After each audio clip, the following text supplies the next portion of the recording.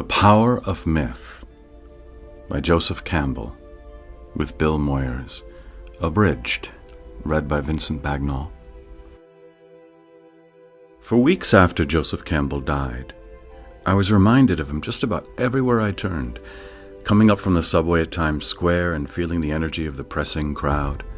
I smiled to myself upon remembering the image that once had appeared to Campbell there, the latest incarnation of Oedipus, the continued romance of Beauty and the Beast, stands this afternoon on the corner of 42nd Street and 5th Avenue, waiting for the traffic light to change.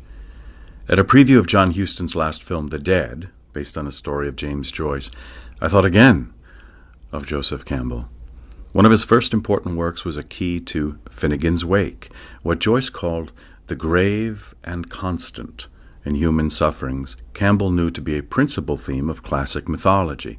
The secret cause of all suffering, he said, is mortality itself, which is the prime condition of life. It cannot be denied if life is to be affirmed. Campbell died just before the 24th anniversary of John F. Kennedy's assassination, a tragedy he had discussed in mythological terms during our first meeting years earlier. And now, as that melancholy remembrance came around again, I sat talking with my grown children about Campbell's reflections, a solemn state funeral he had described as an illustration of the high service of ritual to a society, evoking mythological themes rooted in human need. And this was a ritualized occasion of the greatest social necessity, Campbell had written, the public murder of a president, representing our whole society, the living social organism of which ourselves were the members, taken away at a moment of exuberant life, required a compensatory right to reestablish the sense of solidarity. Here was an enormous nation, those 4 days, into a unanimous community, all of us participating in the same way, simultaneously, in a single symbolic event. He said it was the first and only thing of its kind in peacetime that has ever given me the sense of being a member of this whole national community, engaged as a unit in the observance of a deeply significant rite. Myth and the Modern World. People say that what we're all seeking is a meaning for life. I don't think that's what we're really seeking. I think that what we're seeking is an experience of being alive, so that our life experiences on the purely physical plane will have resonances within our own innermost being and reality, so that we actually feel the rapture of being alive. A conversation between Bill Moyers and Joseph Campbell. Moyers: what myths, what should we care about? Myths, what do they have to do with life? Campbell: my first response would be, go on, live your life. It's a good life. You don't need mythology. I don't believe in being interested in a subject just because it's said to be important. I believe in being caught by it somehow or other. But you may find that with a proper introduction, mythology will catch you. And so, what can it do for you if it does catch you? One of our problems today is that we are not well acquainted with the literature of the spirit. We're interested in the news of the day and the problems of the hour. It used to be that the university campus was a kind of hermetically sealed-off area where the news of the day did not impinge upon your attention to the inner life and to the magnificent human heritage we have in our great tradition: Plato, Confucius, the Buddha, Goethe, and others who speak of the eternal values that have to do with the centering of our lives. When you get to be older and the concerns of the day have all been attended to, and you turn to the inner life, well, if you don't know where it is or what it is, you'll be sorry. Greek and Latin and biblical literature used to be part of everyone's education. Now, when these were dropped, a whole tradition of Occidental mythological information was lost. It used to be that these stories were in the minds of people. When the story is in our mind, then you see its relevance to something happening in your own life. It gives you perspective of what's happening to you. And with the loss of that, we've really lost something because we don't have a comparable literature to take its place.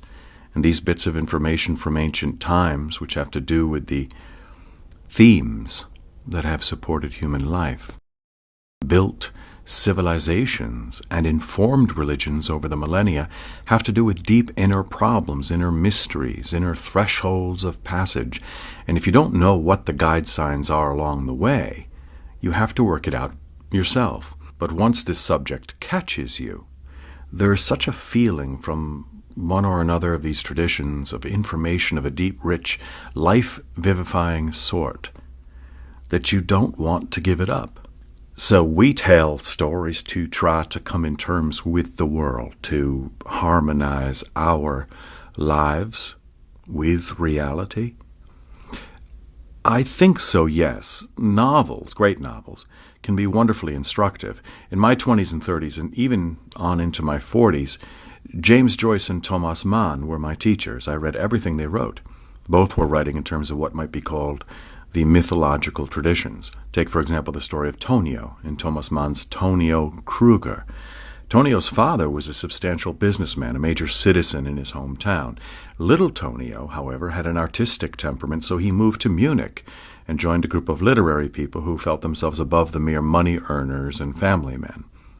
So here is Tonio between two poles. His father, who was a good father, responsible and all of that, but who never did the thing he wanted in all his life, and on the other hand, the one who leaves his hometown and becomes a critic of that kind of life.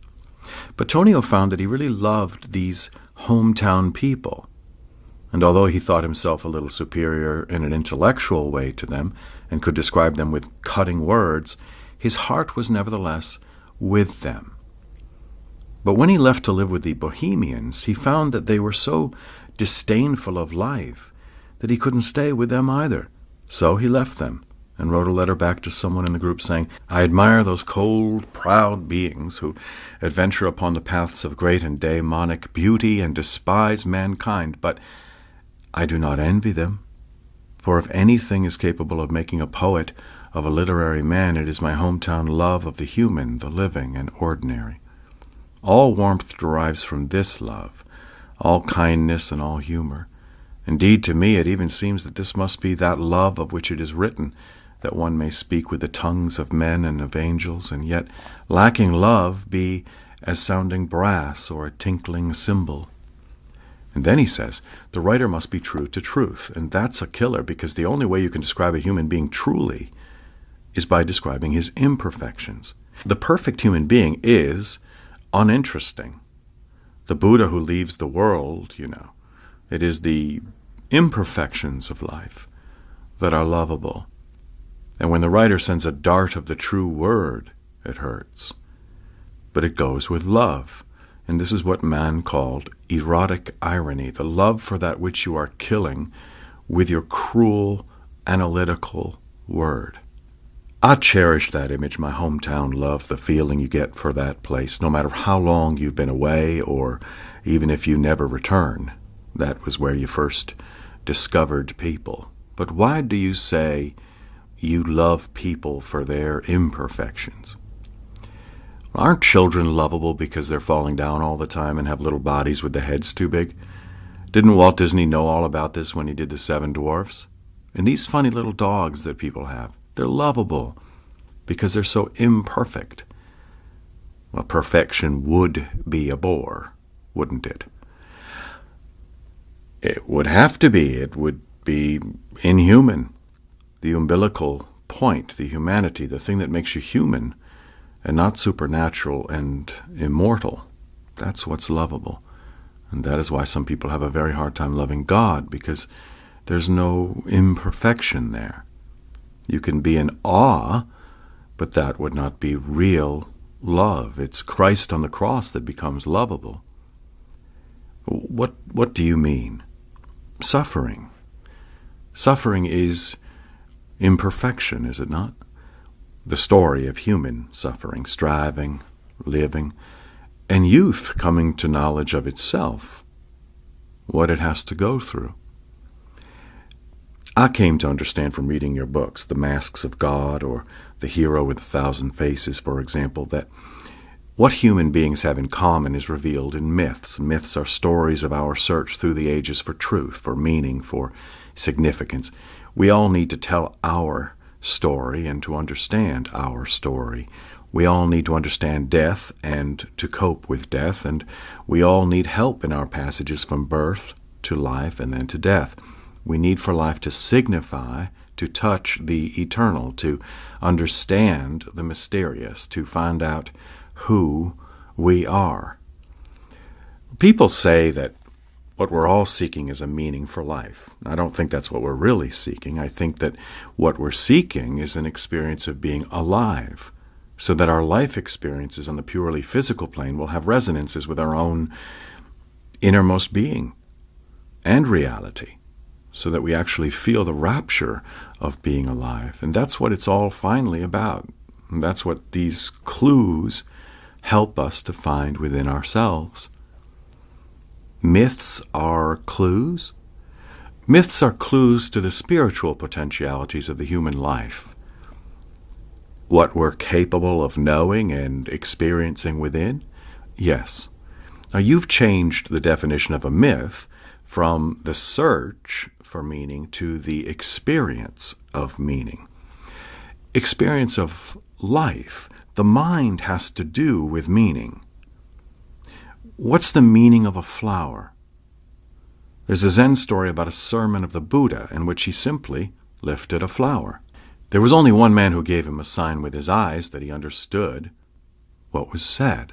Now, the Buddha himself is called the One Thus Come. There's no meaning. What's the meaning of the universe? What's the meaning of a flea? It's just there. That's it. And your own meaning is that you're there. We're so engaged in doing things to achieve purposes of outer value that we forget that the inner value, the rapture that is associated with being alive, is what it's all about. How do you get that experience? Read myths.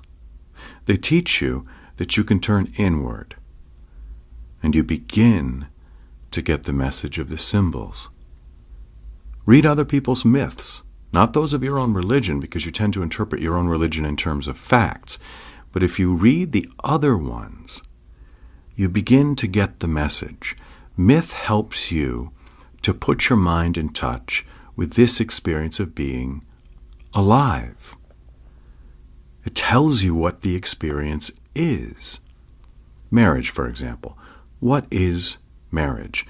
The myth tells you what it is. It's the reunion of the separated duad.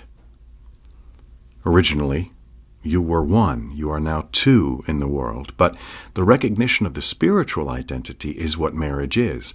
It's different from a love affair. It has nothing to do with that. It's another mythological plane of experience. When people get married because they think it's a long-time love affair, they'll be divorced very soon, because all love affairs end in disappointment. But marriage is recognition of a spiritual identity. If we live a proper life, if our minds are on the right qualities in regarding the person of the opposite sex, we will find our proper male or female counterpart. But if we are distracted by certain sensuous interests, we'll marry the wrong person.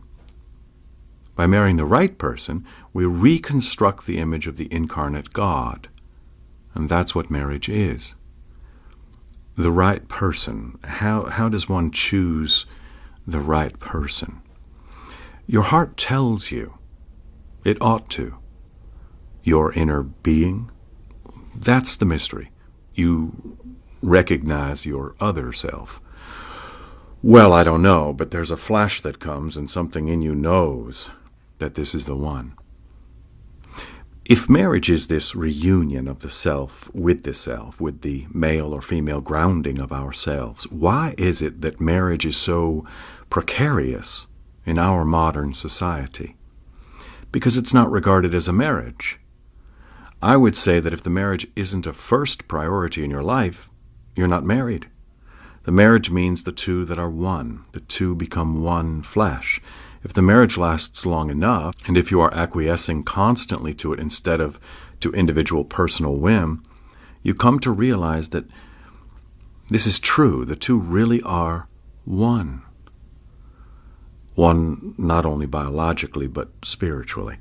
Primarily spiritually. The biological is the distraction, which may lead you to the wrong identification. Then the necessary function of marriage, perpetuating ourselves in children, is not the primary one. No, that's really just the elementary aspect of marriage. There are two completely different stages of marriage. First is the youthful marriage following the wonderful impulse that nature has given us in the interplay of the sexes biologically in order to produce children. But there comes a time when the child graduates from the family and the couple is left. I've been amazed at the number of my friends who in their 40s or 50s go apart. They've had a perfectly decent life together with a child, but they interpreted their union in terms of their relationship through the child. They did not interpret it in terms of their own personal relationship to each other. Marriage is a relationship. When you make the sacrifice in marriage, you're sacrificing not to each other, but to unity in a relationship. The Chinese image of the Tao, with the dark and light interacting, that's the relationship of yang and yin, male and female, which is what a marriage is. And that's what you have become when you have married. You're no longer this one alone. Your identity is in a relationship. Marriage is not a simple love affair. It's an ordeal. And the ordeal is the sacrifice of ego to a relationship in which two have become one. So marriage is utterly incompatible with the idea of doing one's own thing. It's not simply one's own thing, you see. It is, in a sense, doing one's own thing, but the one isn't just you. It's the two together as one, and that's a purely mythological image signifying the sacrifice of the visible entity for a transcendent good. And this is something that becomes beautifully realized in the second stage of marriage, what I call the alchemical stage of the two experiencing that they are one. If they are still living as they were in the primary stage of marriage, they will go apart when their children leave.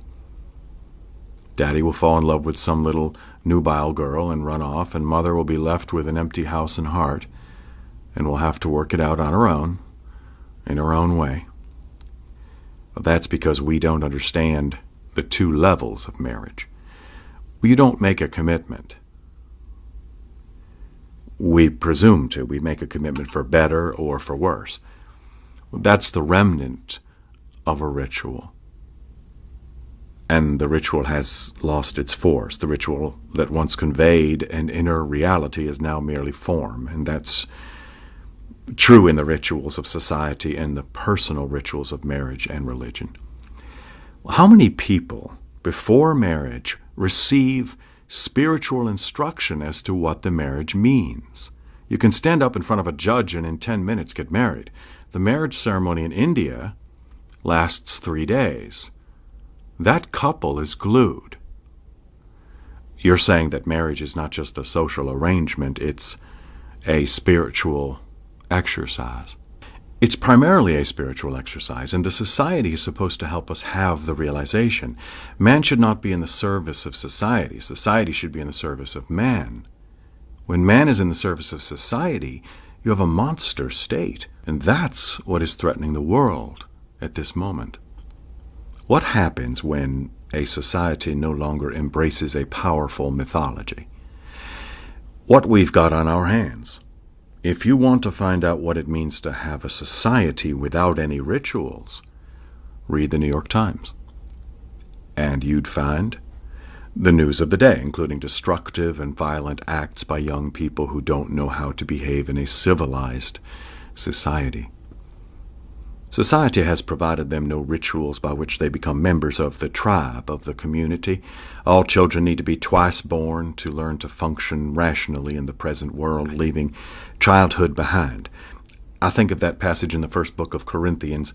When I was a child, I spake as a child. I understood as a child. I thought as a child. But when I became a man, I put away childish things. That's exactly it. That's the significance of the puberty rites. In primal societies, there are teeth knocked out, there are scarifications, there are circumcisions, there are all kinds of things done, so you don't have your little baby body anymore. You're something else entirely. When I was a kid, we wore short trousers, knee pants. And then there was a great moment when you put on long pants. Boys now don't get that. I see even 5-year-olds walking around with long trousers. When are they going to know that they're now men and must put aside childish things?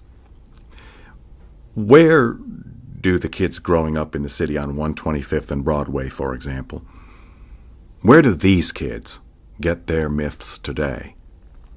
They make them up themselves. This is why we have graffiti all over the city. These kids have their own gangs and their own initiations and their own morality, and they're doing the best they can. But they're dangerous because their own laws are not those of this city. They have not been initiated into our society. Rollo May says there is so much violence in American society today because there are no more great myths to help young men and women relate to the world, or to understand that world beyond what is seen. Yes, but another reason for the high level of violence here is that America has no ethos. Explain. In American football, for example, the rules are very strict and complex. If you were to go to England, however, you would find that the rugby rules are not that strict. When I was a student back in the 20s, there were a couple of young men who constituted a marvelous forward-passing pair. They went to Oxford on scholarship and joined the rugby team, and one day they introduced the forward pass, and the English players said, "We don't play that way." Now, in a culture that has been homogeneous for some time, there are a number of understood, unwritten rules by which people live, and there is an ethos there. There is a mode, an understanding that we don't do it that way. A mythology, an unstated mythology, you might say. This is the way we use a fork and knife. This is the way we deal with people and so forth. It's not all written down in books. But in America, we have people from all kinds of backgrounds, all in a cluster together, and consequently law has become very important in this country. Lawyers and law are what hold us together. There is no ethos. Do you see what I mean? Yes, it's what de Tocqueville described when he first arrived here 160 years ago to discover a tumult of anarchy.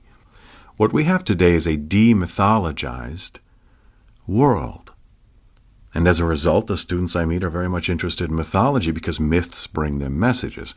Now, I can't tell you what the messages are that the study of mythology is bringing to young people today.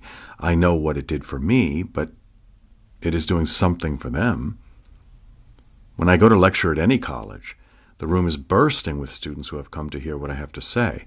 The faculty very often assigns me to a room that's a little smaller than it should have been, because they didn't know how much excitement there was going to be in the student body. Take a guess. What do you think the mythology, these stories they're going to hear from you, do for them? They're stories about the wisdom of life. They really are. What we're learning in our schools is not the wisdom of life. We're learning technologies, we're getting information. There's a curious reluctance on the part of faculties to indicate the life values of their subjects. In our sciences today, and this includes anthropology, linguistics, the study of religions, and so forth, there's a tendency to specialization. And when you know how much a specialist scholar has to know in order to be a competent specialist, you can understand the tendency. To study Buddhism, for instance, you have to be able to handle not only all the European languages in which the discussions of the Oriental come, particularly French, German, English, and Italian, but also Sanskrit, Chinese, Japanese, Tibetan, and several other languages. Now, this is a tremendous task. Such a specialist can't also be wondering about the difference between the Iroquois and the Algonquin. Specialization tends to limit the field of problems that the specialist is concerned with. Now, the person who isn't a specialist, but a generalist like myself, sees something over here that he has learned from one specialist, something over there that he has learned from another specialist. And neither of them has considered the problem of why this occurs here and also there. So the generalist, and that's a derogatory term, by the way, for academics, gets into a range of other problems that are more genuinely human, you might say, than specifically cultural. Then along comes the journalist who has a license to explain things he doesn't understand. That is not only a license, but something that is put upon him. He has an obligation to educate himself in public. Now, I remember when I was a young man going to hear Heinrich Zimmer lecture. He was the first man I know of to speak about myths as though they had messages that were valid for life, not just interesting things for scholars to fool around with.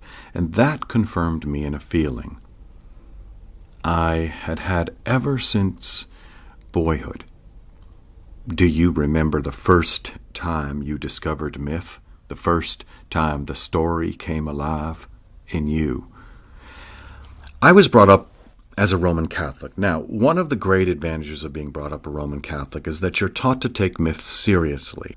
I was brought up in terms of the seasonal relationships to the cycle of Christ's coming into the world, teaching in the world, dying, resurrecting, and returning to heaven. The ceremonies all through the year keep you in mind of the eternal core of all that changes in time. Sin is simply getting out of touch with that harmony. And then I fell in love with the American Indians because Buffalo Bill used to come to Madison Square Garden every year with his marvelous Wild West show. And I wanted to know more about Indians. My father and mother were very generous parents and found what books were being written for boys about Indians at the time. So I began to read American Indian myths, and it wasn't long before I found the same motifs in the American Indian stories that I was being taught by the nuns at school. Creation, death, resurrection, ascension to heaven, virgin births. I didn't know what it was, but I recognized the vocabulary, one after another. And what happened? I was excited. That was the beginning of my interest in comparative mythology. Did you begin by asking, what does it say in this way while the Bible says it that way? No, I didn't start the comparative analysis until many years later. What appealed to you about the Indian stories? In those days, there was still American Indian lore in the air. Indians were still around. Even now, when I deal with myths from all parts of the world, I find the American Indian tales and narratives to be very rich, very well developed. And then, my parents had a place out in the woods where the Delaware Indians had lived, and the Iroquois had come down and fought them. There was a big ledge where we could dig for Indian arrowheads and things like that, and the very animals that play the role in the Indian stories were there in the woods around me. It was a grand introduction. Did these stories begin to collide with your Catholic faith? No, there was no collision. The collision with my religion came much later in relation to scientific studies and things of that kind. Later I became interested in Hinduism, and there were the same stories again. And in my graduate work, I was dealing with the Arthurian medieval material, and there were the same stories again. So you can't tell me that they're not the same stories. I've been with them all my life. They come from every culture, but with timeless themes. The themes are timeless, and the inflection is to the culture. So the stories may take the same universal theme, but apply it slightly differently, depending upon the accent of the people who are speaking. Oh yes, if you were not alert to the parallel themes, you perhaps would think they were quite different stories, but they're not. You taught mythology for 38 years at Sarah Lawrence. How did you get these young women coming to college from their middle-class backgrounds, from their orthodox religions, how did you get them interested in myths? Young people just grab this stuff. Mythology teaches you what's behind literature and the arts. It teaches you about your own life. It's a great, exciting, life-nourishing subject. Mythology has a great deal to do with the stages of life, the initiation ceremonies as you move from childhood to adult responsibilities, from the unmarried state into the married state. All of those rituals are mythological rites, and they have to do with your recognition of the new role that you're in, the process of throwing off the old one and coming out in the new. and entering into a responsible profession. When a judge walks into the room and everybody stands up, you're not standing up to that guy. You're standing up to the robe that he's wearing and the role that he's going to play. What makes him worthy of that role is his integrity as a representative of the principles of that role and not some group of prejudices of his own. So what you're standing up to is a mythological character. I imagine some kings and queens are the most stupid, absurd, banal people you could run into, probably interested only in horses and women, But you're not responding to them as personalities. You're responding to them in their mythological roles. When someone becomes a judge or president of the United States, the man is no longer that man. He's the representative of an eternal office. He has to sacrifice his personal desires and even life possibilities to the role that he now signifies. So there are mythological rituals at work in our society. The ceremony of marriage is one. The ceremony of the inauguration of a president or judge is another. What are some of the other rituals that are important to society today? Joining the army, putting on a uniform is another. You're giving up your personal life and accepting a socially determined manner of life in the service of the society of which you are a member. This is why I think it is obscene to judge people in terms of civil law for performances that they rendered in time of war. They were acting not as individuals. They were acting as agents of something above them and to which they had, by dedication, given themselves. To judge them as though they were individual human beings is totally improper. You've seen what happens when primitive societies are unsettled by white man's civilization. They go to pieces. They disintegrate. They become diseased. Hasn't the same thing been happening to us since our myths began to disappear? Absolutely it has. Isn't that why conservative religions today are calling for the old-time religion? Yes, and they're making a terrible mistake. They are going back to something that is vestigial, that doesn't serve life. But didn't it serve us? Sure it did. I understand the yearning.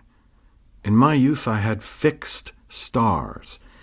They comforted me with their permanence. They gave me a known horizon, and they told me there was a loving, kind, and just Father out there looking down on me, ready to receive me, thinking of my concerns all the time. Now, Saul Bellow says that science has made a house cleaning of beliefs. But there was value in these things for me. I am today what I am because of those beliefs. I wonder what happens to children who don't have those fixed stars, that known horizon, those myths. Well, as I said, all you have to do is read the newspaper. It's a mess.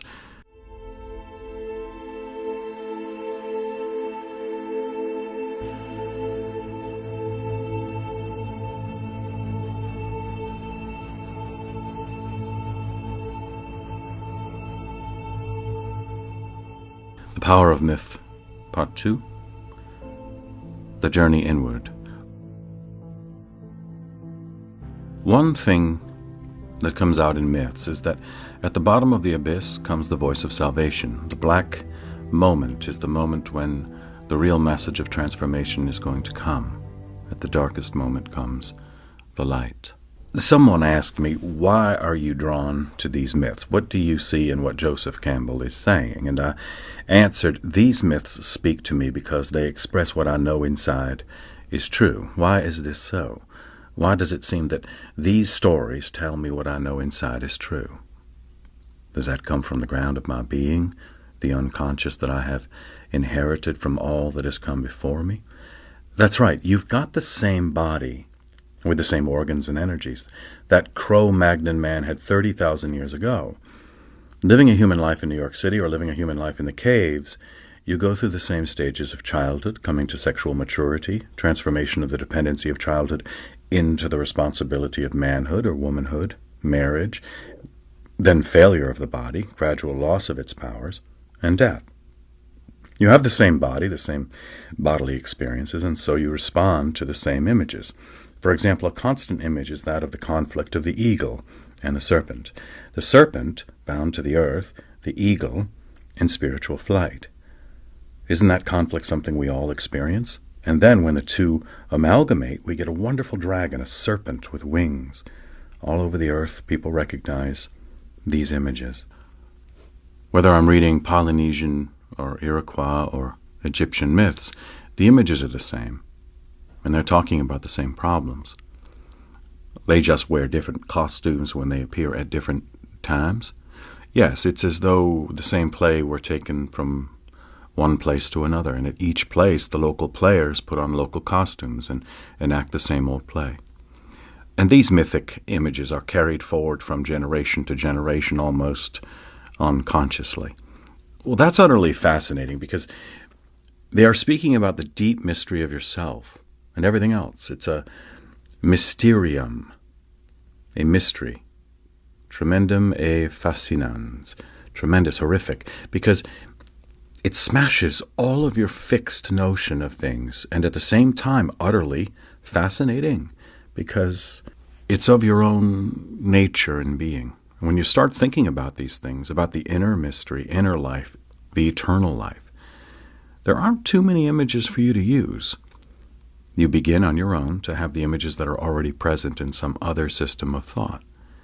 There was a sense during medieval times of reading the world as if the world had messages for you.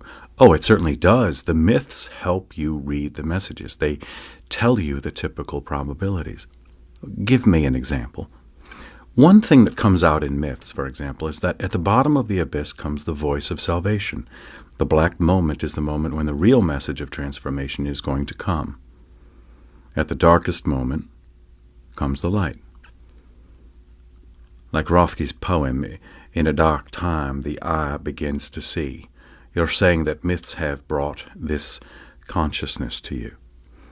I live with these myths, and they tell me this all the time. This is the problem that can be metaphorically understood as identifying with the Christ in you. The Christ in you doesn't lie. The Christ in you survives death and resurrects. Or you can identify that with Shiva. I am Shiva. This is the great meditation of the yogis in the Himalayas. And heaven, that desired goal of most people, is within us. Heaven and hell are within us, and all the gods are within us. This is the great realization of the Upanishads of India in the 9th century BC. All the gods, all the heavens, all the worlds are within us. They are magnified dreams, and dreams are manifestations in image form of the energies of the body in conflict with each other.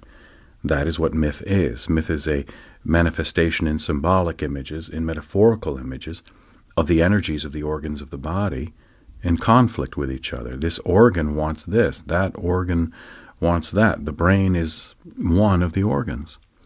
So when we dream, we are fishing in some vast ocean of mythology that goes down and down and down. You can get all mixed up with complexes, things like that. But really, as the Polynesian saying goes, you are then standing on a whale fishing for minnows. We are standing on a whale. The ground of being is the ground of our being. And when we simply turn outward, we see all of these little problems here and there. But if we look inward, we see that we are the source of them all. You talk about mythology existing here and now in dream time. What is dream time? This is the time you get into when you go to sleep and have a dream that talks about permanent conditions within your own psyche as they relate to the temporal conditions of your life right now. Explain that. For example, you may be worried about whether you are going to pass an exam. Then you have a dream of some kind of failure, and you find that failure will be associated with many other failures in your life. They're all piled up together there.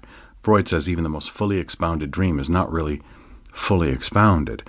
The dream is an inexhaustible source of spiritual information about yourself. Now, the level of dream of will I pass the exam or should I marry this girl, that is purely personal. But on another level, the problem of passing an exam is not simply a personal problem. Everyone has to pass a threshold of some kind. That is an archetypal thing. So there's a basic mythological theme there, even though it is a personal dream. And these two levels, the personal aspect and then the big general problem, of which the person's problem is a local example, are found in all cultures. For example, everyone has the problem of facing death. This is a standard mystery. What do we learn from our dreams? You learn about yourself. How do we pay attention to our dreams? All you have to do is remember your dream in the first place and write it down. Then take one little fraction of the dream, one or two images or ideas, and associate with them. Write down what comes to your mind, and again what comes to your mind, and again. You'll find that the dream is based on a body of experiences that have some kind of significance in your life and that you didn't know were influencing you. Soon the next dream will come along, and your interpretation will go further.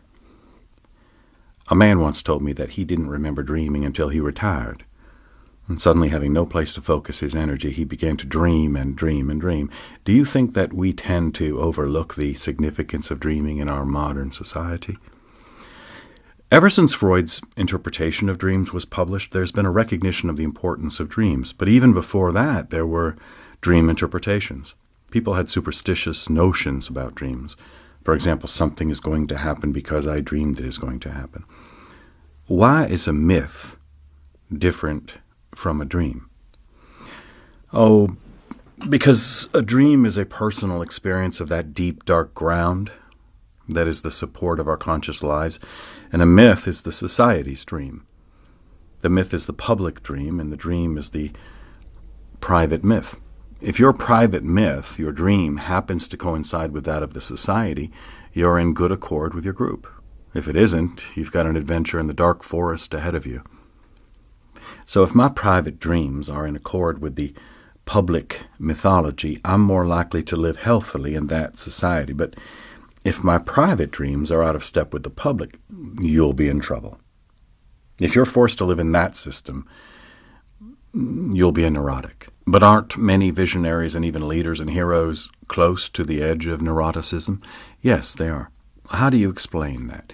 They've moved out of the society that would have protected them and into the dark forest, into the world of fire, of original experience. Original experience has not been interpreted for you, and so you've got to work out your life for yourself.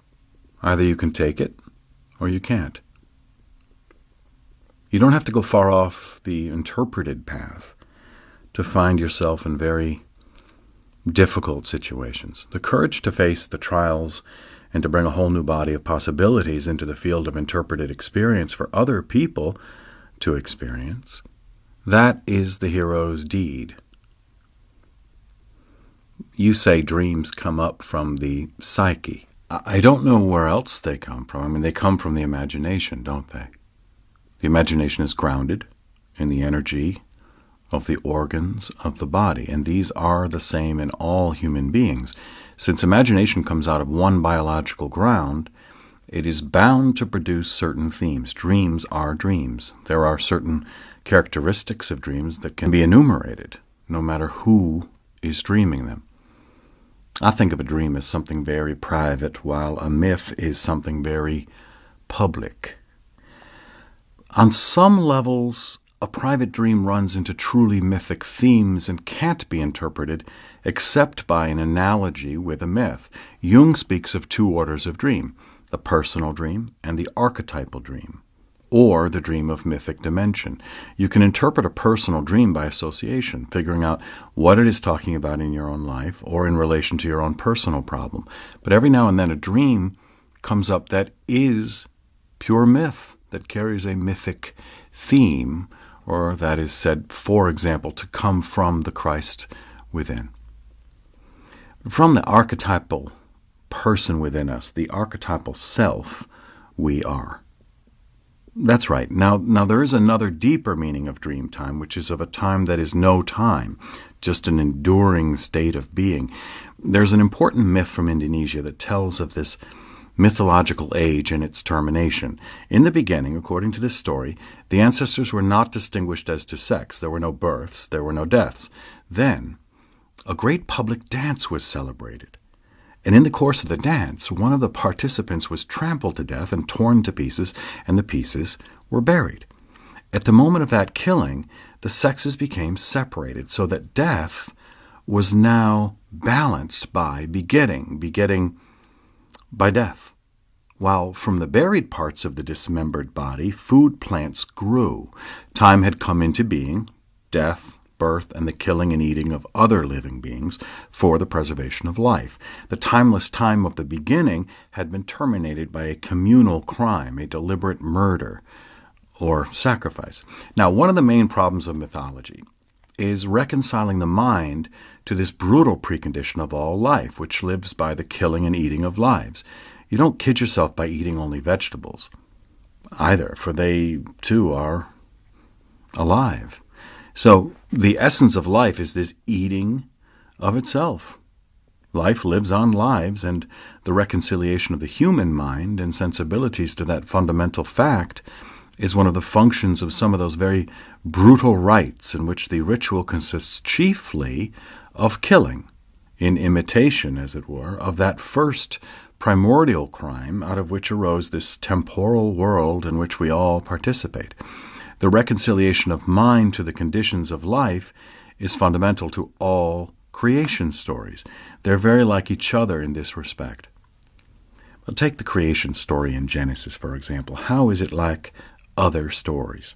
Well, you read from Genesis, and I'll read from creation stories in other cultures, and we'll see. Genesis 1. In the beginning, God created the heavens and the earth. The earth was without form and void, and darkness was upon the face of the deep. And this is from the Song of the World, a legend of the Pima Indians of Arizona. In the beginning, there was only darkness everywhere, darkness and water. And the darkness gathered thick in places, crowding together and then separating, crowding and separating.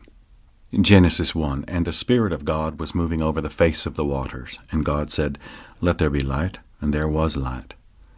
And this is from the Hindu Upanishads, from about the 8th century BC. In the beginning, there was only the great self reflected in the form of a person. Reflecting, it found nothing but itself. Then, its first word was, "This am I." Genesis 1, so God created man in his own image. In the image of God, he created him. Male and female, he created them. And God blessed them. And God said to them, "Be fruitful and multiply." And now this is from a legend of the Basari people of West Africa. Onumbota made a human being. Its name was man. Onumbota next made an antelope, named Antelope. Onumbota made a snake, named Snake, and Onumbota said to them, "The earth has not yet been pounded. You must pound the ground smooth where you are sitting." Onumbota gave seeds of all kinds and said, "Go plant these." Genesis 2, thus the heavens and the earth were finished, and all the host of them. And on the seventh day God finished his work which he had done. And now again from the Pima Indians, "I make the world, and lo, the world is finished. Thus I make the world, and lo, the world is finished." And Genesis 1, and God saw everything that he had made, and behold, it was very good. And from the Upanishads, then he realized, I am this creation, for I have poured it forth from myself. In that way, he became this creation. Verily, he who knows this becomes in this creation a creator. And this is the clincher here. When you know this, then you have identified with the creative principle, which is the God power in the world, which means in you. It is beautiful. But Genesis continues, "Have you eaten of the tree of which I commanded you not to eat?" The man said, "The woman whom thou gavest to be with me, she gave me fruit of the tree, and I ate." Then the Lord God said to the woman, "What is this that you have done?" The woman said, "The serpent beguiled me, and I ate." You talk about buck passing, it starts very early. Yes, it's been tough on serpents. The Basari legend continues in the same way. One day Snake said, "We too should eat these fruits."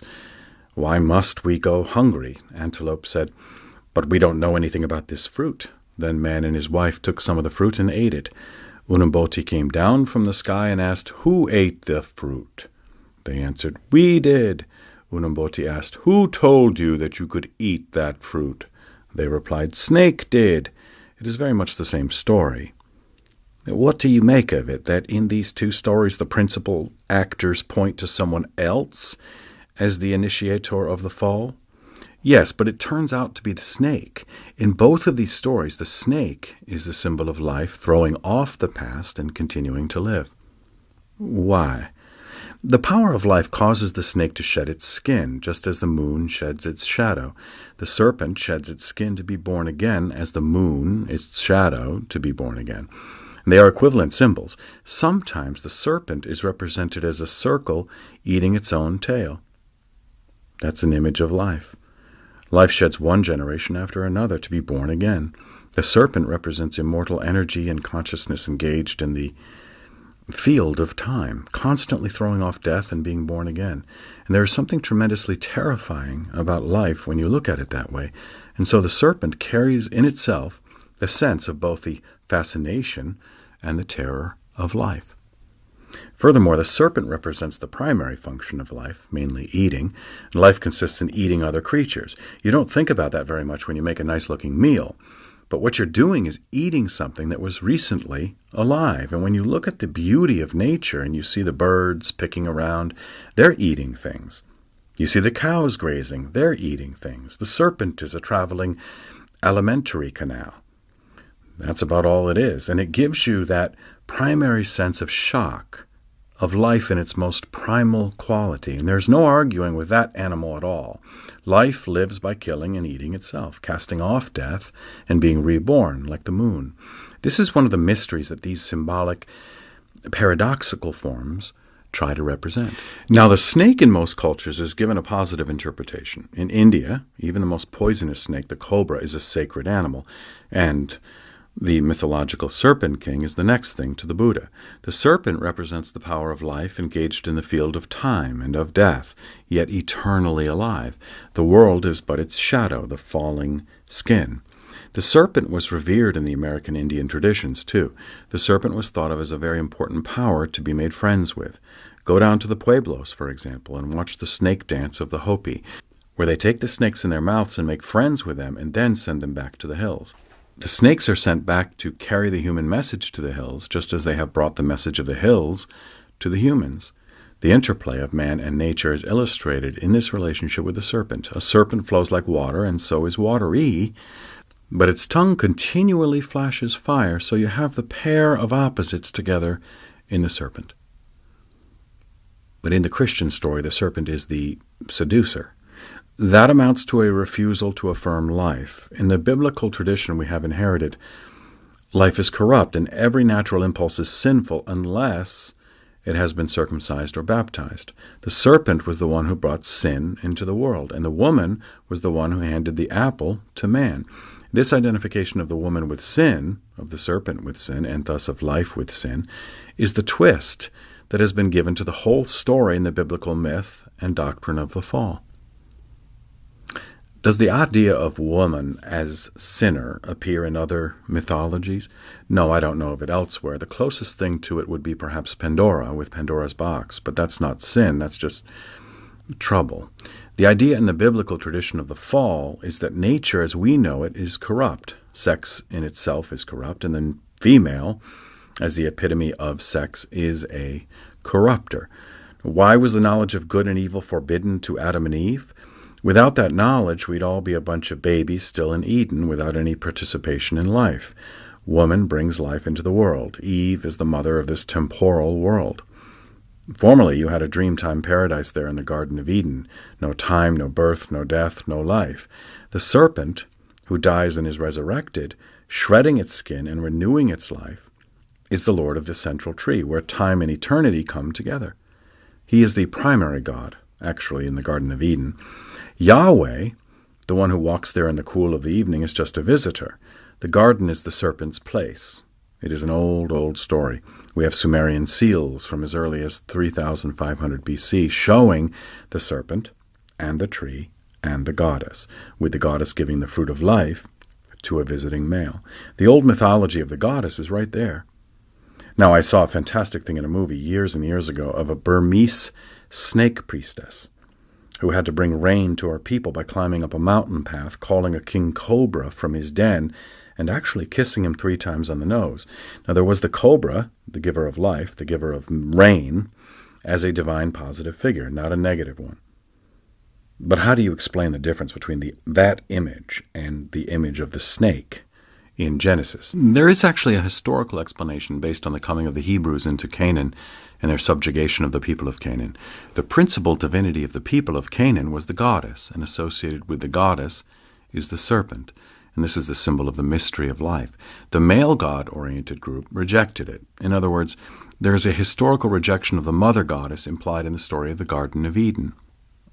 But it does seem that this story has done women a great disservice by casting Eve as responsible for the fall. Well, why are women the ones held responsible for the downfall? Well, they represent life. Man doesn't enter life except by a woman, and so it is a woman who brings us into this world of pairs of opposites and suffering. But what is the myth of Adam and Eve trying to tell us about the pairs of opposites? What is the meaning? It started with the sin. You see, in other words, moving out of the mythological dreamtime zone of the Garden of Paradise, where there is no time, and where men and women don't even know that they are different from each other. The two are just creatures. God and man are practically the same. God walks in the cool of the evening in the garden where they are, and then they eat the apple, the knowledge of the opposites. And when they discover they are different, the man and woman cover their shame. You see, they had not thought of themselves as opposites. Male and female is one opposition. Another opposition is the human and God. Good and evil is a third opposition. The primary oppositions are the sexual and that between human beings and God. Then comes the idea of good and evil in the world. And so Adam and Eve have thrown themselves out of the garden of timeless unity, you might say, just by that act of recognizing duality. To move out into the world, you have to act in terms of pairs of opposites. There's a Hindu image that shows a triangle, which is the mother goddess, and a dot in the center of the triangle, which is the energy of the transcendent entering the field of time. And then, from this triangle, there comes pairs of triangles in all directions. Out of one comes two. All things in the field of time are pairs of opposites. So this is the shift of consciousness from the consciousness of identity to the consciousness of participation in duality. And then you are into the field of time. Is the story trying to tell us that prior to what happened in the garden to destroy us, there was a unity of life? It's a matter of planes of consciousness. It doesn't have to do with anything that happened. There is the plane of consciousness where you can identify yourself with that which transcends pairs of opposites, which is unnameable. Unnameable, it is transcendent of all names. God. God is an ambiguous word in our language because it appears to refer to something that is known. But the transcendent is unknowable and unknown. God is transcendent, finally, of anything like the name God. God is beyond names and forms. Meister Eckhart said that the ultimate and highest leave-taking is leaving God for God, leaving your notion of God for an experience of that which transcends all notions. The mystery of life is beyond all human conception. Everything we know is within the terminology of the concepts of being and not being, many and single, true and untrue. We always think in terms of opposites, but God, the ultimate, is beyond the pairs of opposites. That is all there is to it. Why do you think in terms of opposites? Because we can't think otherwise. But that's the nature of reality in our time. That's the nature of our experience of reality. Man, woman, life, death, good, evil. I and you, this and that, true and untrue. Every one of them has its opposite. But mythology suggests that behind that duality, there is a singularity over which this plays like a shadow game. Eternity is in love with the productions of time, says the poet Blake. What does that mean? Eternity is in love with the productions of time. The source of temporal life is eternity. Eternity pours itself into the world. It is a basic mythic idea of the God who becomes many in us. In India, the God who lies in me is called the inhabitant of the body. To identify with that divine, immortal aspect of yourself is to identify yourself with divinity. Now, eternity is beyond all categories of thought, and this is an important point in all the great Oriental religions. We want to think about God. God is a thought. God is a name. God is an idea. But its reference is to something that transcends all thinking. The ultimate mystery of being is beyond all categories of thought. As Kant said, the thing in itself is no thing. It transcends thingness. It goes past anything that could be thought. The best things can't be told because they transcend thought. The second best are misunderstood because those are the thoughts that are supposed to refer to that which can't be thought about. The third best are what we talk about. And myth is that field of reference to what is absolutely transcendent. What can't be known or named except in our feeble attempt to clothe it in language? The ultimate word in our English language for that which is transcendent is God. But then you have a concept, don't you see? You think of God as the Father. Now, in religions where the God or Creator is the mother, the whole world is her body. There is nowhere else. The male God is usually somewhere else. But male and female are two aspects of one principle. The division of life into sexes was a late division. Biologically, the amoeba isn't male and female. The early cells are just cells. They divide and become two by asexual reproduction. I don't know at what level sexuality comes in, but it's late.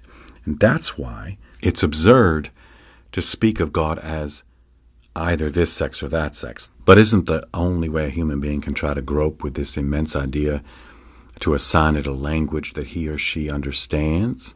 God, he, God, she. Yes, but you don't understand it if you think it is a he or she. The he or she is a springboard to spring you into the transcendent, and transcendent means to transcend, to go past duality. Everything in the field of time and space is dual.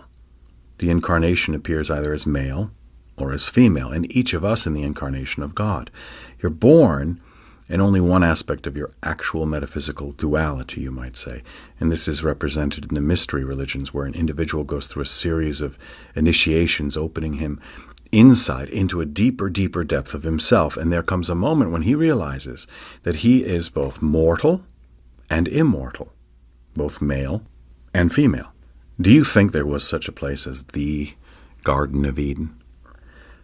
Of course not. The Garden of Eden is a metaphor for that innocence that is innocent of time, innocent of opposites, and that is the prime center out of which consciousness then becomes aware of the changes. But if there is, in the idea of Eden, this innocence, what happens to it? Isn't it shaken, dominated, and corrupted by fear? That's it. There is a wonderful story of the deity of the self that said, I am. As soon as it said, I am, it was afraid. Why? It was an entity now, in time. Then it thought, what should I be afraid of? I'm the only thing that is. And as soon as it said that, it felt lonesome, and it wished there was another, and so it felt desire. It swelled, split in two, became male and female, and begot the world. Fear is the first experience of the fetus in the womb.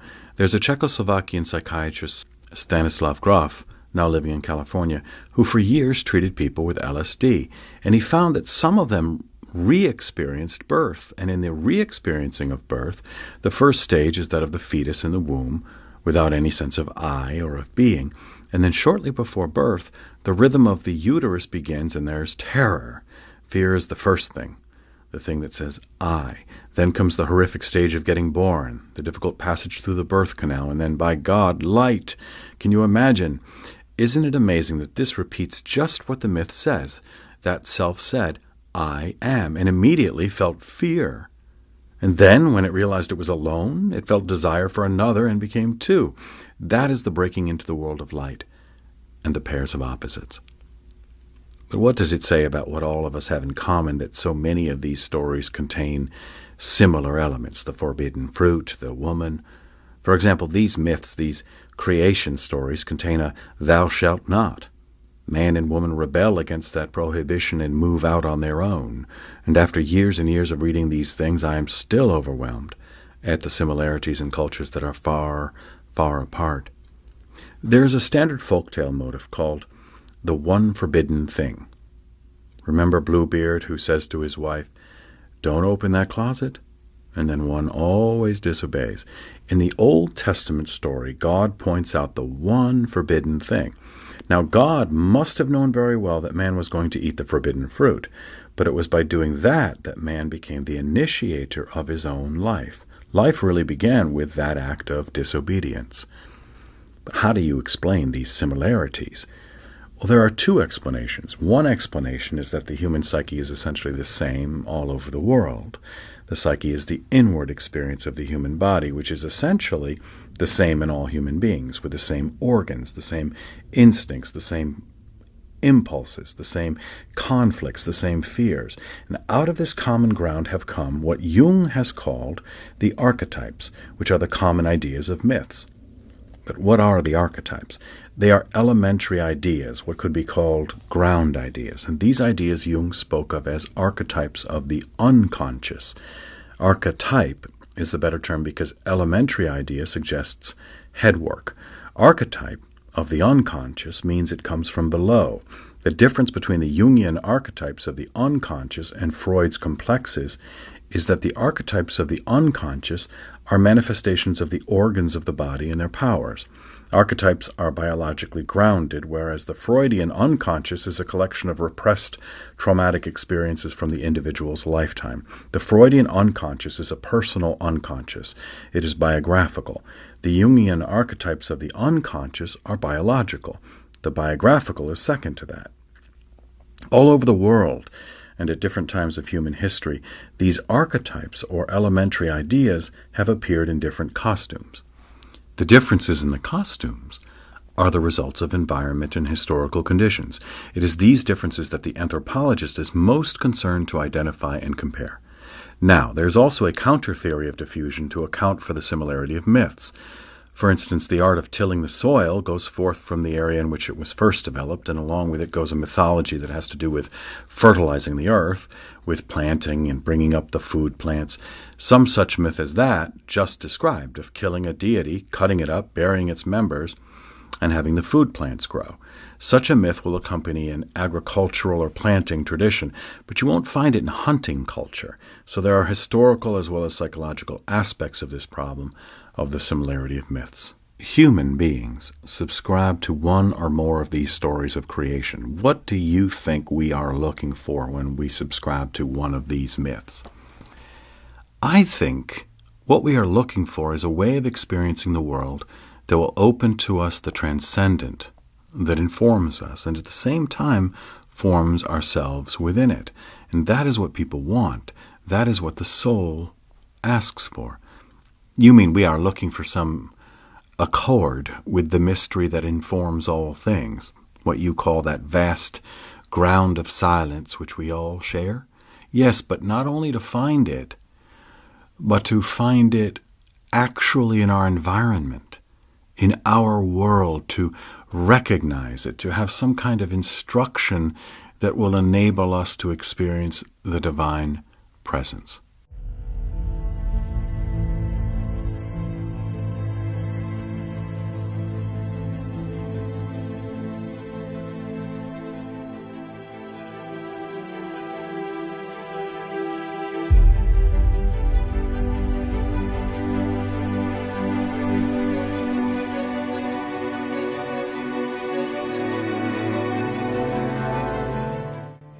The first storytellers.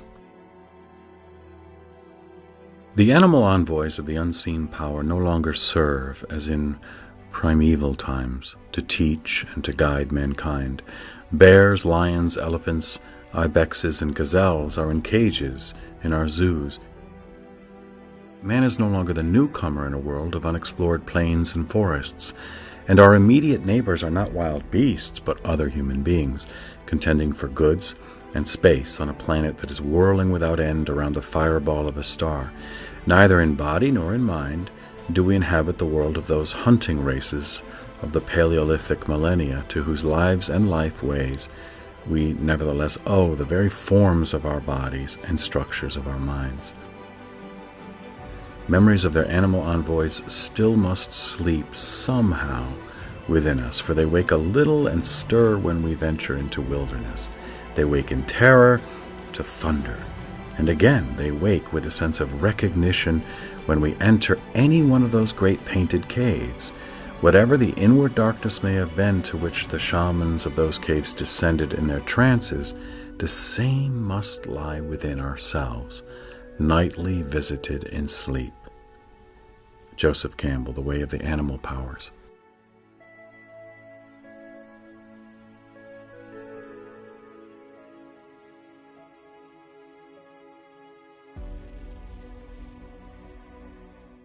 Do you think the poet Wordsworth was right when he wrote, "Our birth is but a sleep, and a forgetting, the soul that rises with us, our life's star, hath had elsewhere its setting, and cometh from afar"? Do you think that is so?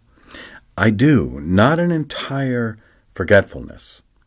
That is to say, the nerves in our body carry the memories that shaped the organization of our nervous system to certain environmental circumstances and to the demands of an organism. What do our souls owe to ancient myths? The ancient myths were designed to harmonize the mind and the body. The mind can ramble off in strange ways and want things that the body does not want. The myths and rites were means of putting the mind in accord with the body, and the way of life in accord with the way that nature dictates. So these old stories live in us. They do indeed. The stages of human development are the same today as they were in the ancient times. As a child, you are brought up in a world of discipline, of obedience, and you are dependent on others. All this has to be transcended when you come to maturity so that you can live not in dependency but with self-responsible authority. If you can't cross that threshold, you have the basis for neurosis. And then comes the one after you have gained your world, of yielding it, the crisis of dismissal, disengagement. And ultimately death. That's the ultimate disengagement. So myth has to serve both aims, that of inducting the young person into the life of his world. That's the function of the folk idea. Then disengaging him. The folk idea unshells the elementary idea which guides you to your own inward life. And these myths tell me how others have made the passage and how I can make the passage. Yes, and also what are the beauties of the way. I feel this now, moving into my own last years. The myths help me to go with it. What kind of myths? Give me one that has actually helped you. The tradition in India, for instance, of actually changing your whole way of dress, even changing your name as you pass from one stage to another. When I retired from teaching, I knew that I had to create a new way of life, and I changed my manner of thinking about my life, just in terms of that notion, moving out of the sphere of achievement into the sphere of enjoyment and appreciation and relaxing to the wonder of it all. And then there's that final passage through the dark gate. Well, that is no problem at all. The problem in middle life, when the body has reached its climax of power and begins to decline, is to identify yourself not with the body, which is falling away, but with the consciousness of which it is a vehicle. This is something I learned from myths. What am I? Am I the bulb that carries the light? Or am I the light of which the bulb is a vehicle? One of the psychological problems in growing old is the fear of death, and people resist the door of death. But this body is a vehicle of consciousness, and if you can identify with the consciousness, you can watch this body go like an old car. There goes the fender, there goes the tire, one thing after another, but it's predictable. And then, gradually, the whole thing drops off and consciousness rejoins consciousness. It is no longer in this particular environment. So these myths have something to say about growing old. I asked that because so many of the myths are of these beautiful youth. The Greek myths are. When we think about mythology, we usually think either of the Greek mythology or the biblical mythology. There's a kind of humanization of the myth material in both of these cultures. There's a very strong accent on the human and in the Greek myths, especially on the humanity and glory of the beautiful youth. But they appreciate age as well. You have the wise old man and the sage as respected characters in the Greek world. And the other cultures? Well, they don't stress the beauty of youth to that extent. You say that the image of death is the beginning of mythology. What do you mean? The earliest evidence of anything like mythological thinking is associated with graves, and they suggest that men and women saw life, and then they didn't see it, so they wondered about it. It must have been something like that. You only have to imagine what our own experience would be. The grave burials with their weapons and sacrifices to ensure a continued life.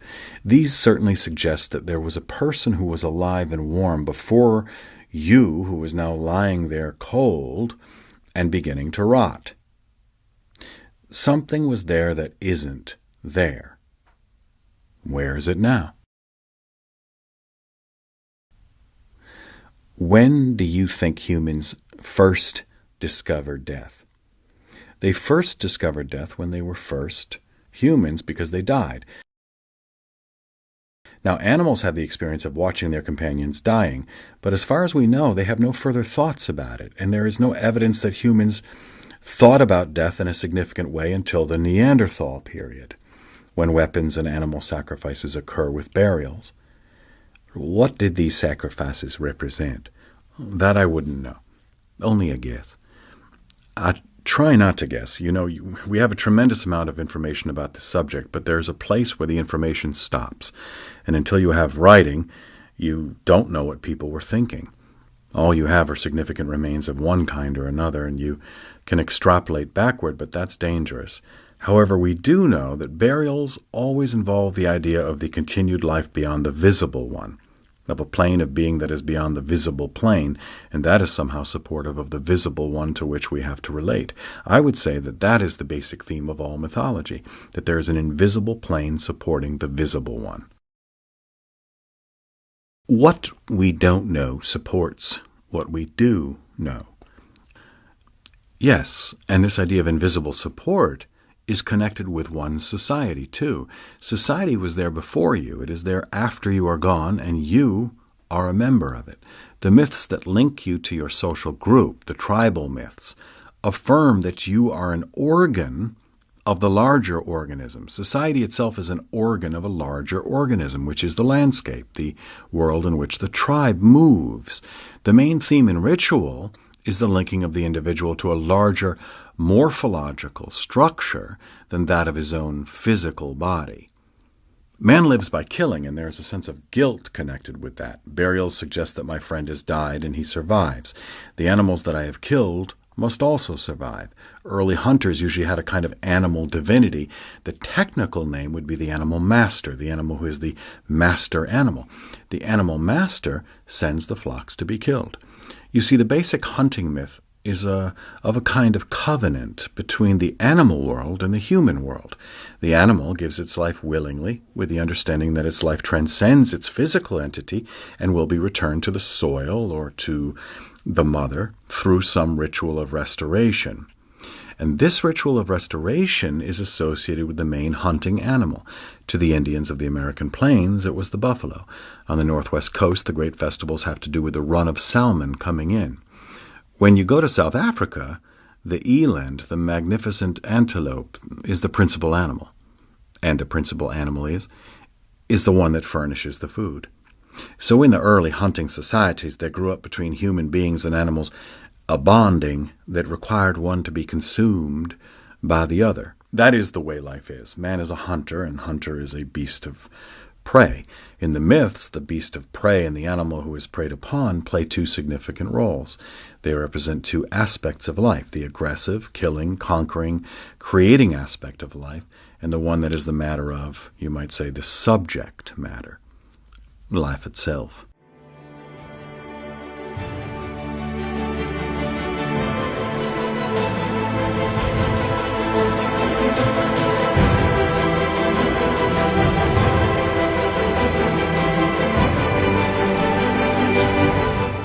Power of Myth Part 3, Sacrifice and Bliss. If you follow your bliss, you put yourself on a kind of track that has been there all the while, waiting for you.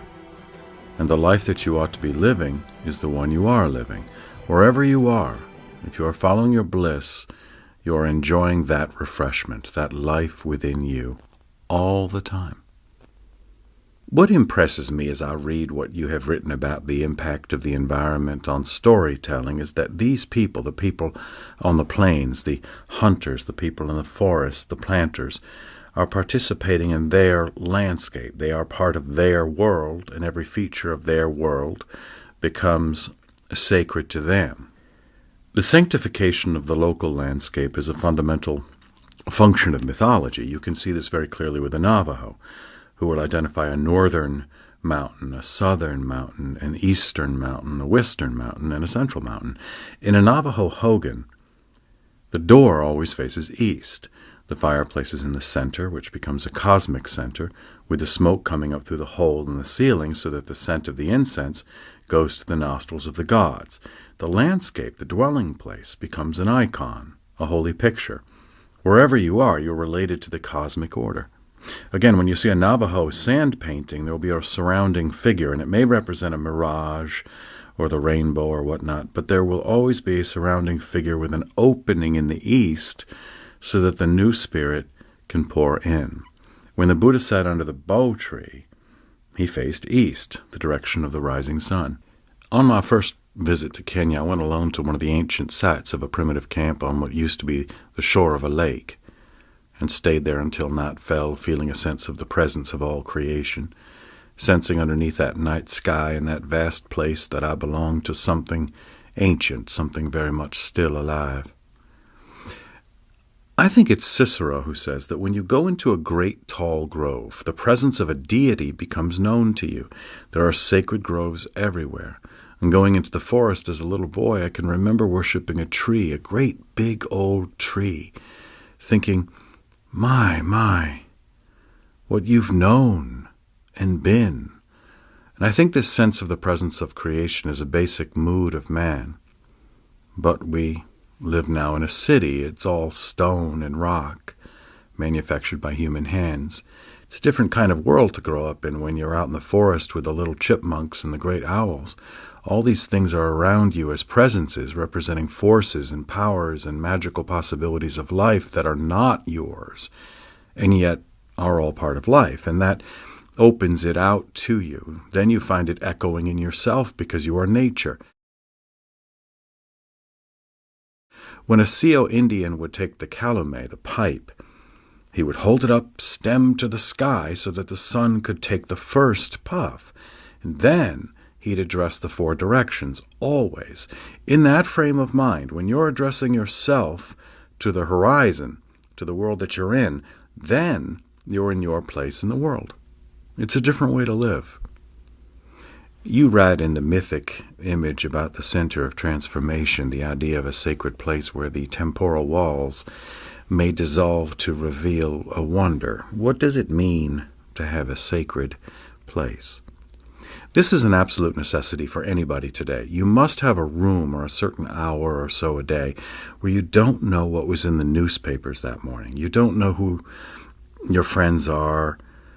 You don't know what you owe anybody. You don't know that, anybody owes you something. This is a place where you can simply experience and bring forth what you are and what you might be. And this is the place of creative incubation. At first you may find that nothing happens there, but if you have a sacred place and use it, something eventually will happen. This sacred place does for you what the plains did for the hunter.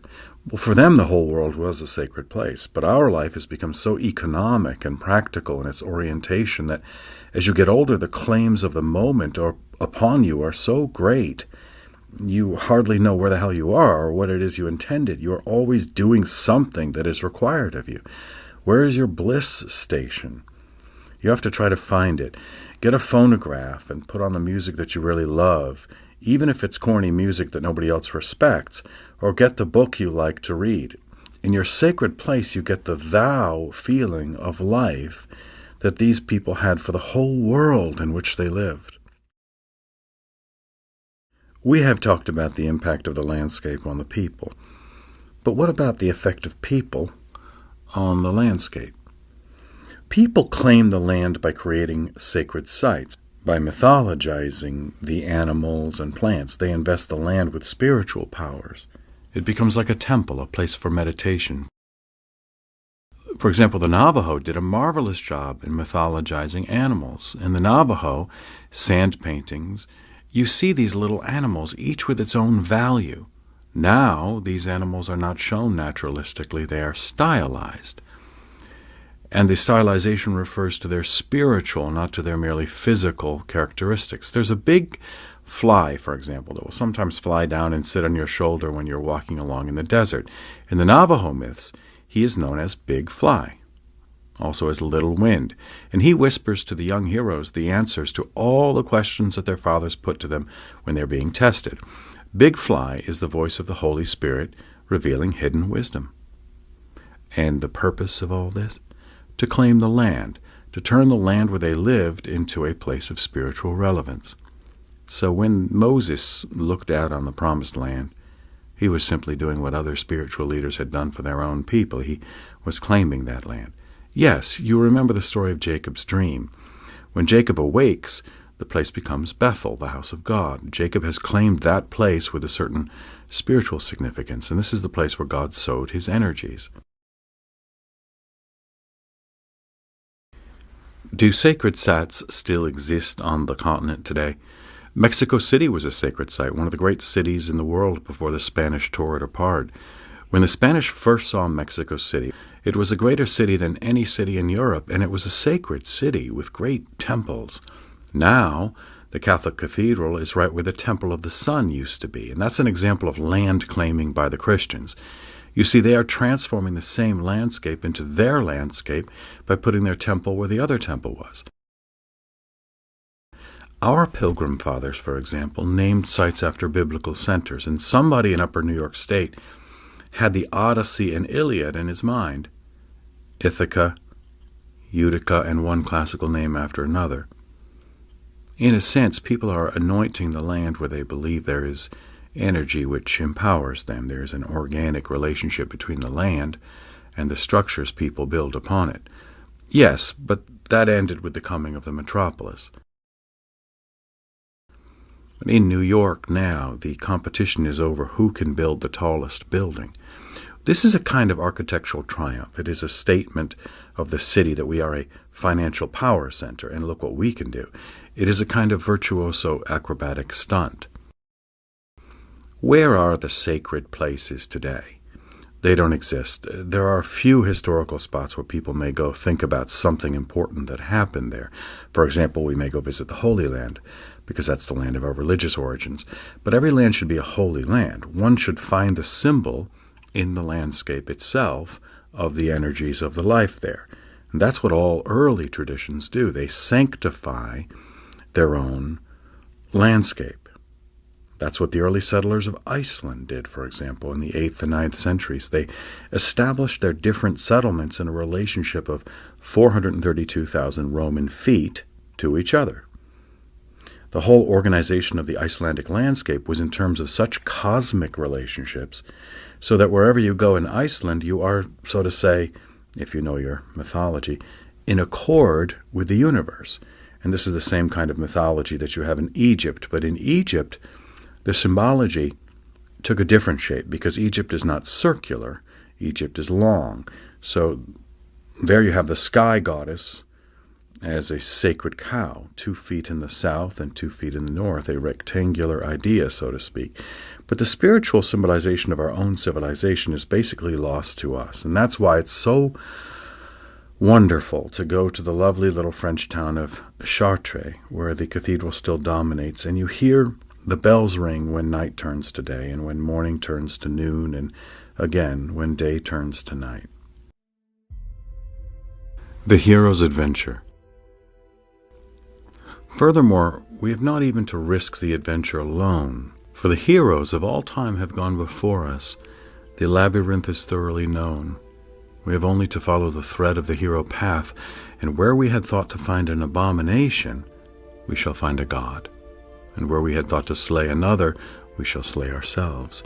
Where we had thought to travel outward, we will come to the center of our own existence, and where we had thought to be alone, we will be with all the world. Why are there so many stories of the hero in mythology? Because that's what's worth writing about. Even in popular novels, the main character is a hero or heroine who has found or done something beyond the normal range of achievement and experience. A hero is someone who has given his or her life to something bigger than oneself. So in all of these cultures, whatever the local costume the hero might be wearing, what is the deed? Well, there are 2 types of deed. One is the physical deed, in which the hero performs a courageous act in battle or saves a life. The other is a spiritual deed, in which the hero learns to experience the supernormal range of human spiritual life, and then comes back with a message. The usual hero adventure begins with someone from whom something has been taken, or who feels there's something lacking in the normal experiences available or permitted to the members of his society. This person then takes off on a series of adventures beyond the ordinary, either to recover what has been lost. It's usually a cycle, a going and a returning. But the structure and something of the spiritual sense of this adventure can be seen already anticipated in the puberty or initiation rituals of early tribal societies, through which a child is compelled to give up its childhood and become an adult, to die, you might say, to its infantile personality and psyche, and come back as a responsible adult. This is a fundamental psychological transformation that everyone has to undergo. We are in childhood in a condition of dependency under someone's protection and supervision for some 14 to 21 years. And if you're going on for your PhD, this may continue to perhaps 35. You're in no way a self-responsible free agent, but an obedient dependent, expecting and receiving punishments and rewards. To evolve out of this position of psychological immaturity to the courage of self-responsibility and assurance requires a death and a resurrection, leaving one condition and finding the source of life to bring you forth into a richer or mature condition. So even if we happen not to be heroes in the grand sense of redeeming society, we still have to take that journey inside ourselves, spiritually and psychologically. That's right. Otto Rank, in his important little book, The Myth of the Birth of the Hero, declares that everyone is a hero in birth, where he undergoes a tremendous psychological as well as physical transformation from the condition of a little water creature living in a realm of amniotic fluid into an air-breathing mammal which ultimately will be standing. That's an enormous transformation, and had it been consciously undertaken, it would have been indeed a heroic act. And there was a heroic act on the mother's part as well, who had brought this all about. Then heroes are not all men? Oh no, the male usually has the more conspicuous role, just because of the conditions of life. He is out there in the world, and the woman is in the home. But among the Aztecs, for example, who had a number of heavens to which people's souls would be assigned according to the conditions of their death, the heaven for warriors killed in battle was the same for mothers who died in childbirth. Giving birth is definitely a heroic deed, in that it is the giving over of oneself to the life of another. But don't you think we've lost that truth in this society of ours where it's deemed more heroic to go out into the world and make a lot of money than it is to raise children? Well, making money gets more advertisement. You know the old saying, if a dog bites a man, that's not a story. But if a man bites a dog, you've got a story there. So the thing that happens and happens and happens, no matter how heroic it may be, is not news. Motherhood has lost its novelty, you might say. Well, that's a wonderful image, though, the mother as hero. Well, it's always seemed so to me. That's something I learned from reading these myths. It's a journey. You have to move out of the known, conventional safety of your life to undertake this. Well, you have to be transformed from a maiden to a mother, and that's a big change, involving many dangers. And when you come back from your journey with the child, you've brought something for the world. And when you come back from your journey with the child, you've brought something for the world. Well, not only that, you've got a life job ahead of you. Otto Rank makes the point that there is a world of people who think that their heroic act in being born qualifies them for the respect and support of their whole community. But there's still a journey to be taken after that. There's a large journey to be taken of many trials. What's the significance of the trials and tests and ordeals of the hero? If you want to put it in terms of intentions, the trials are designed to see to it that the intending hero should be really a hero. Is he really a match for this task? Can he overcome the dangers? Does he have the courage, the knowledge, the capacity to enable him to serve? In this culture of easy religion, cheaply achieved, it seems to me we've forgotten that all three of the great religions teach that the trials of the hero journey are a significant part of life, that there's no reward without renunciation, without paying the price. The Koran says, "Do you think that you shall enter the garden of bliss without such trials as came to those who passed before you?" And Jesus said in the Gospel of Matthew, "Great is the gate and narrow is the way which leadeth to life, and few there be who find it." And the heroes of the Jewish tradition undergo great tests before they arrive at their redemption.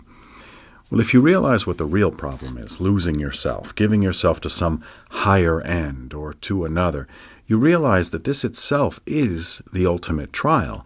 When we quit thinking primarily about ourselves and our own self-preservation, we undergo a truly heroic transformation of consciousness.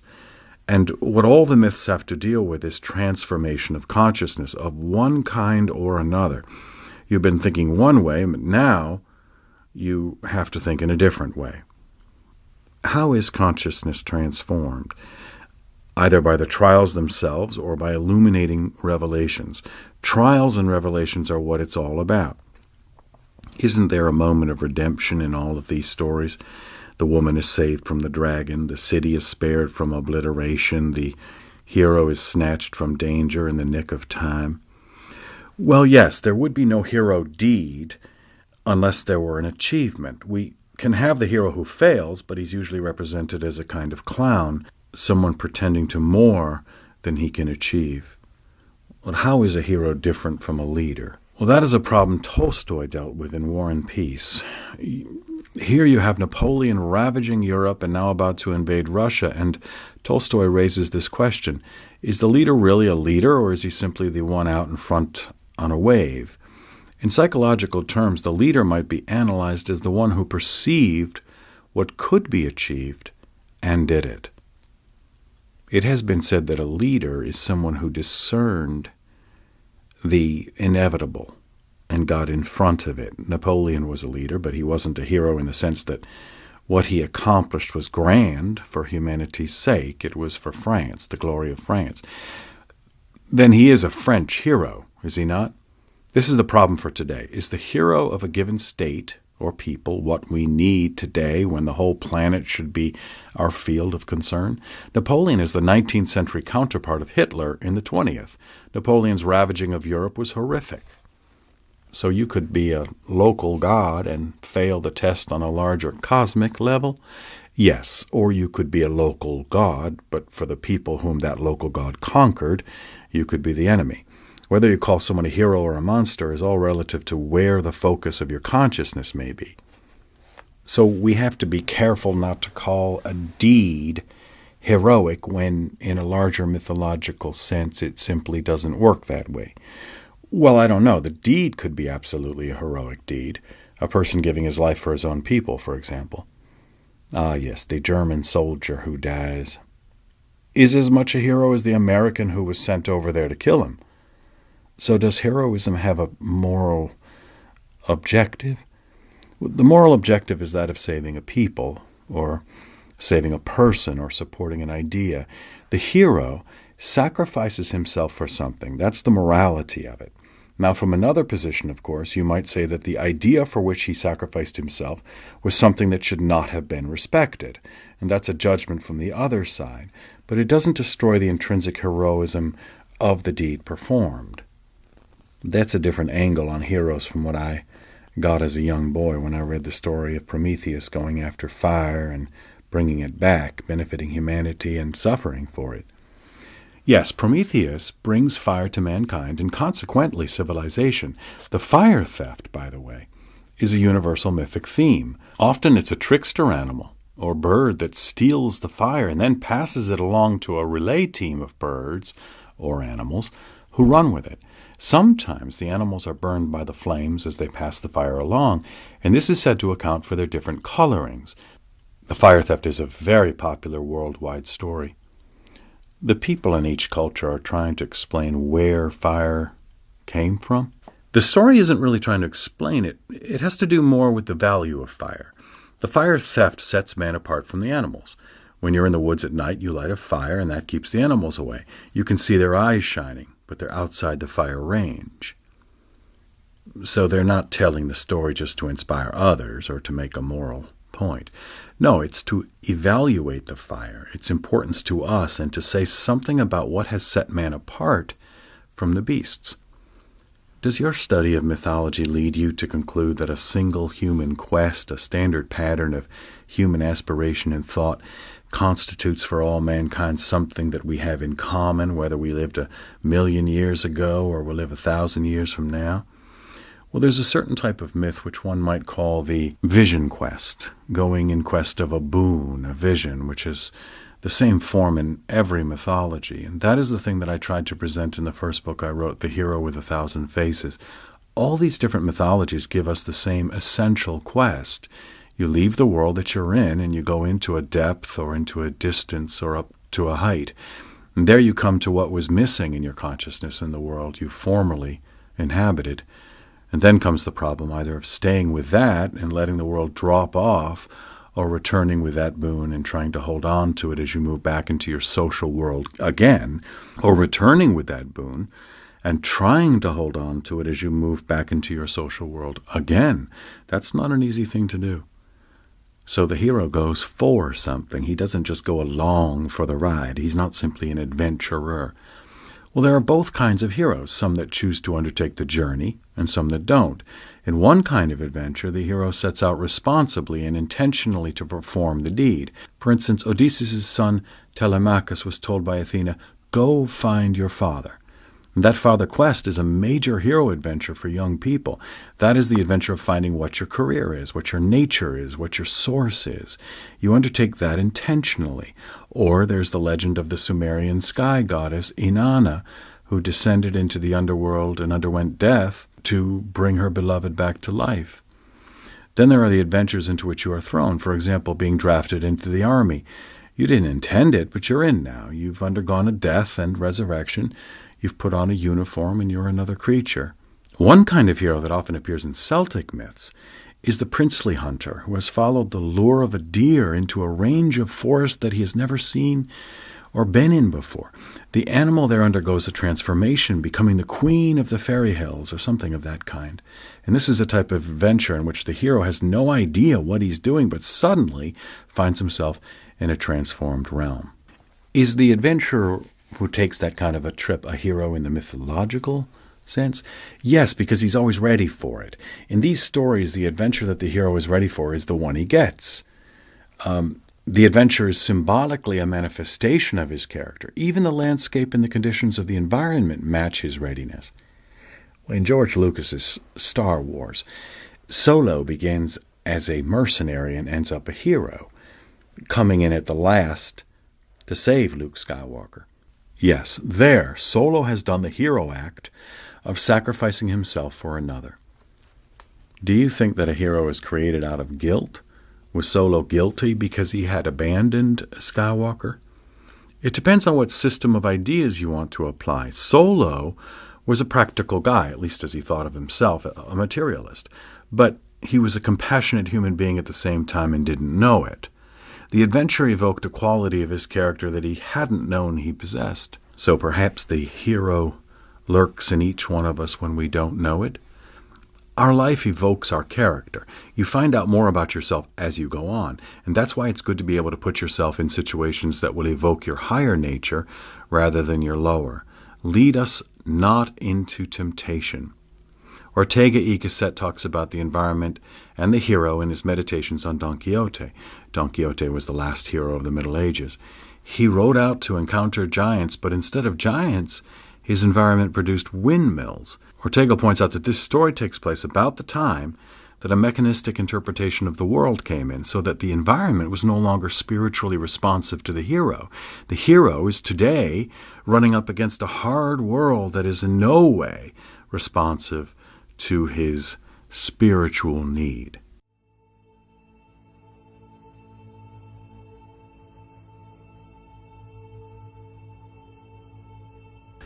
The gift of the goddess.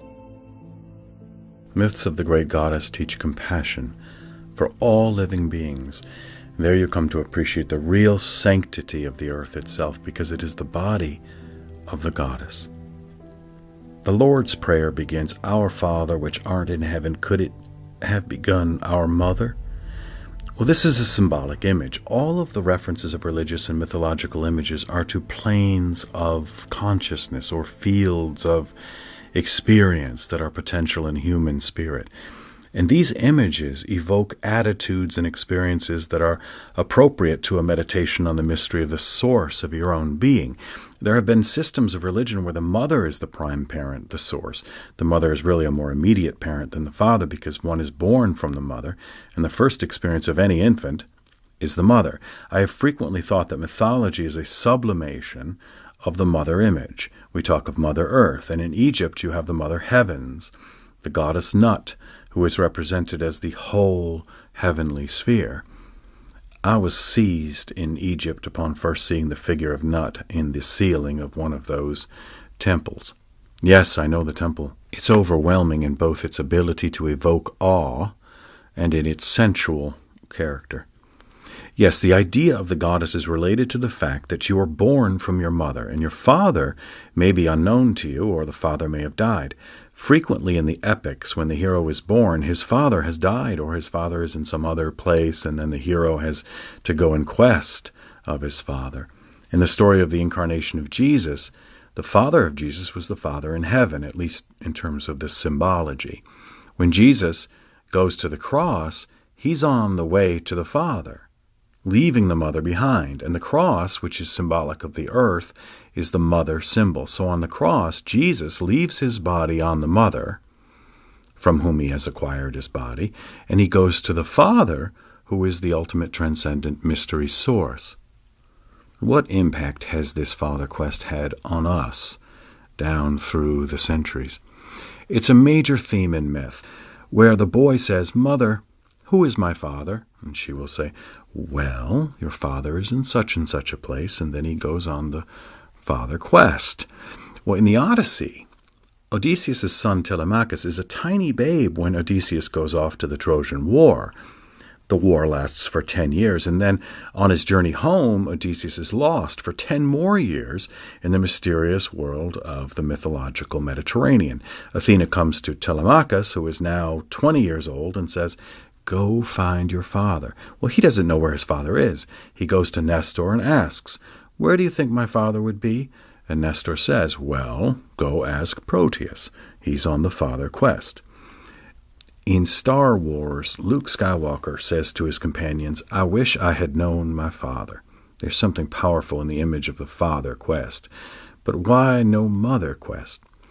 Well, the mother's right there. You're born from your mother, and she's the one who nurses you and instructs you and brings you up to the age when you must find your father.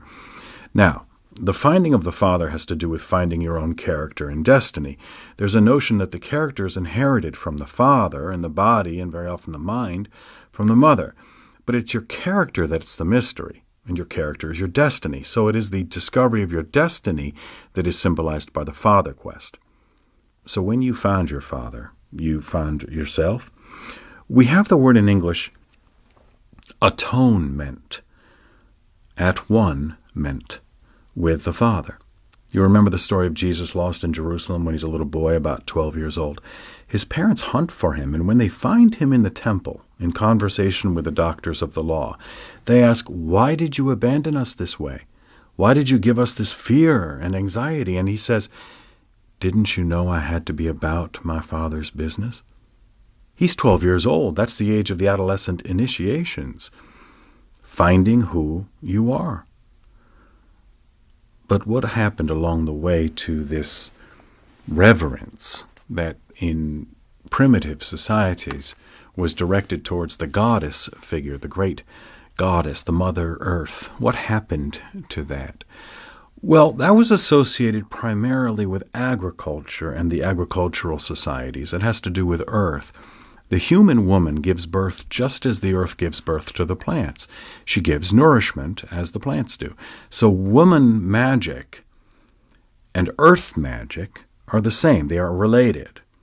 And the personification of the energy that gives birth to forms and nourishes forms is properly female. It is in the agricultural world of ancient Mesopotamia, the Egyptian Nile, and in the earlier planting culture systems, that the goddess is the dominant mythic form. We have found hundreds of early Neolithic figurines of the goddess, but hardly anything there of the male figure at all.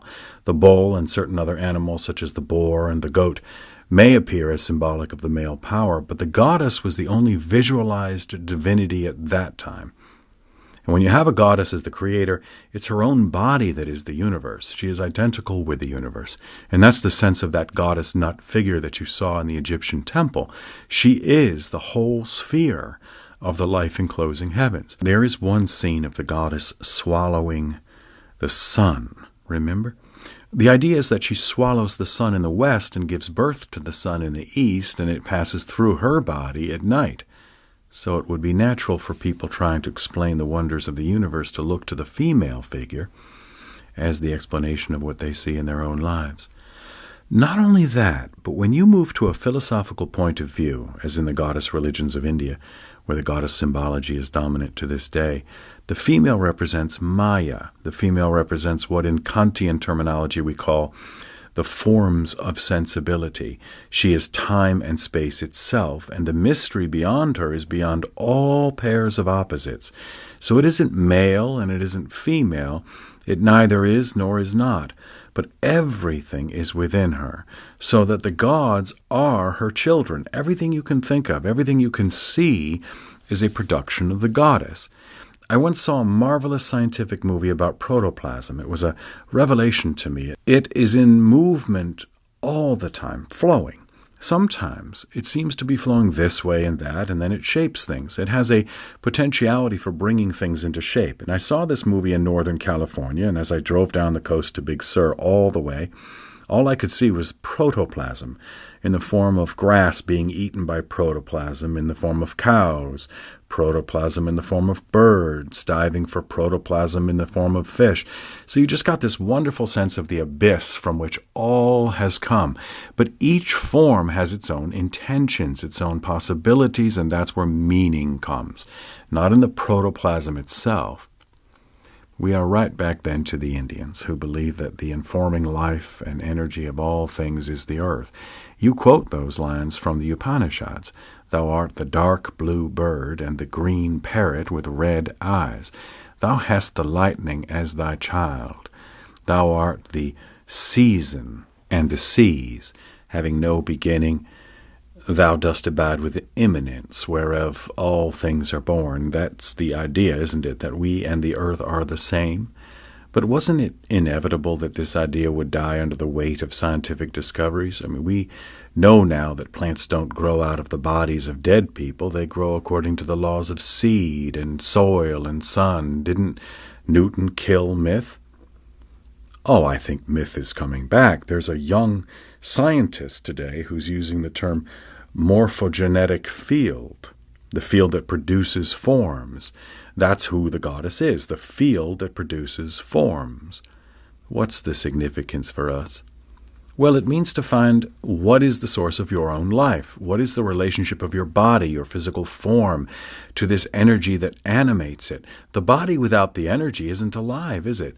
So you distinguish in your own life that which is of the body and that which is of energy and consciousness. In India, the most common ultimate symbol is of the phallus, or lingam, as they call it, of the generating god penetrating the vagina, or the yoni, as they call it, of the goddess. In contemplating this symbol, you are contemplating the generating moment itself of all life. The entire mystery of the generation of life is symbolically contemplated in that sign. You see, the sexual mystery in India and in most of the world is a holy mystery. It is the mystery of the generation of life. The act of generating a child is a cosmic act and is to be understood as holy. And so the symbol that most immediately represents this mystery of the pouring of the energy of life into the field of time is the lingam and the yoni, the male and female powers in creative conjunction.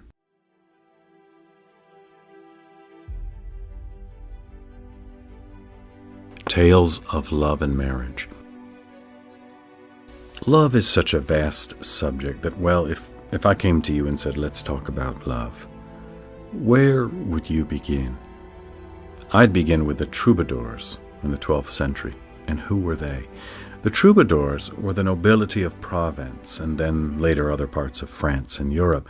In Germany, they're known as the Minnesingers, the singers of love. Minne is the medieval German word for love. Were they the poets of their age? Well, they were poets of a certain character, yes. The period for the troubadours is the 12th century. The whole troubadour tradition was extinguished in Provence in the so-called Albigensian Crusade of 1209, which was launched by Pope Innocent III, and which is regarded as one of the most monstrous crusades in the history of Europe.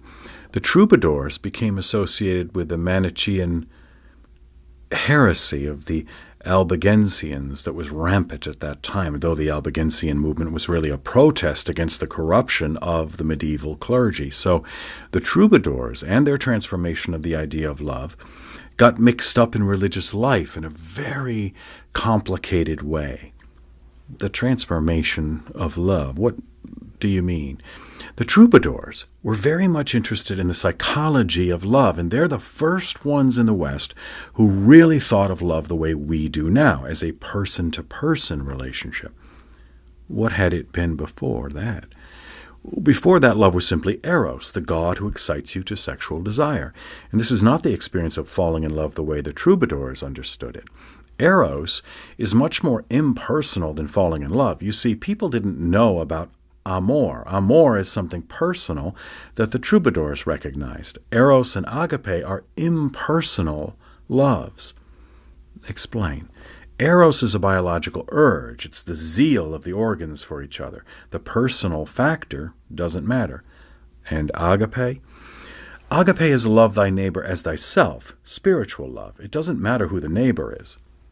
Now, this is not passion in the sense that Eros mandates it. This is compassion, I would think. Yes, it is compassion. It's the heart opening. But it is not individual as amor is. Yes, it's compassion. It is a heart opening. But it is not individuated as amor is. Agape is a religious impulse. Yes, but amor could become a religious impulse too. The troubadours recognized amor as the highest spiritual experience. You see, the experience of eros is a kind of seizure. In India, the god of love is a big, vigorous youth with a bow and a quiver of arrows. The names of the arrows are death-bringing agony and open up and so forth. Really, he just drives this thing into you so that it's a total physiological, psychological explosion. Then the other love, agape, is a love of the neighbor as thyself. Again, it doesn't matter who the person is, it's your neighbor, and you must have that kind of love. But with amor, we have a purely personal ideal. The kind of seizure that comes from the meeting of the eyes, as they say in the troubadour tradition, is a person-to-person experience. There's a poem in one of your books about this meeting of the eyes. So through the eyes, love attains the heart. That's completely contrary to everything the church stood for. It's a personal, individual experience, and I think it's the essential thing that's great about the West and that makes it different from all other traditions I know. So the courage to love became the courage to affirm one's own experience against tradition, the tradition of the church. Why was that important in the evolution of the West? It was important in that it gave the West this accent on the individual, that one should have faith in his experience and not simply mouth terms handed down to him by others. It stresses the validity of the individual's experience of what humanity is, what life is, what values are against the monolithic system. The monolithic system is a machine system. Every machine works like every other machine that's come out of the same shop. What did you mean when you wrote that the beginning of romantic love in the West was libido over credo? Well, the credo says, I believe, and I believe not only in the laws, but I believe that these laws were instituted by God, and there's no arguing with God. These laws are a heavy weight on me, and disobeying these is sin, and has to do with my eternal character. That's the credo. That's the credo. You believe, and then you go to confession, and you run down through the list of sins, and you count yourself against those.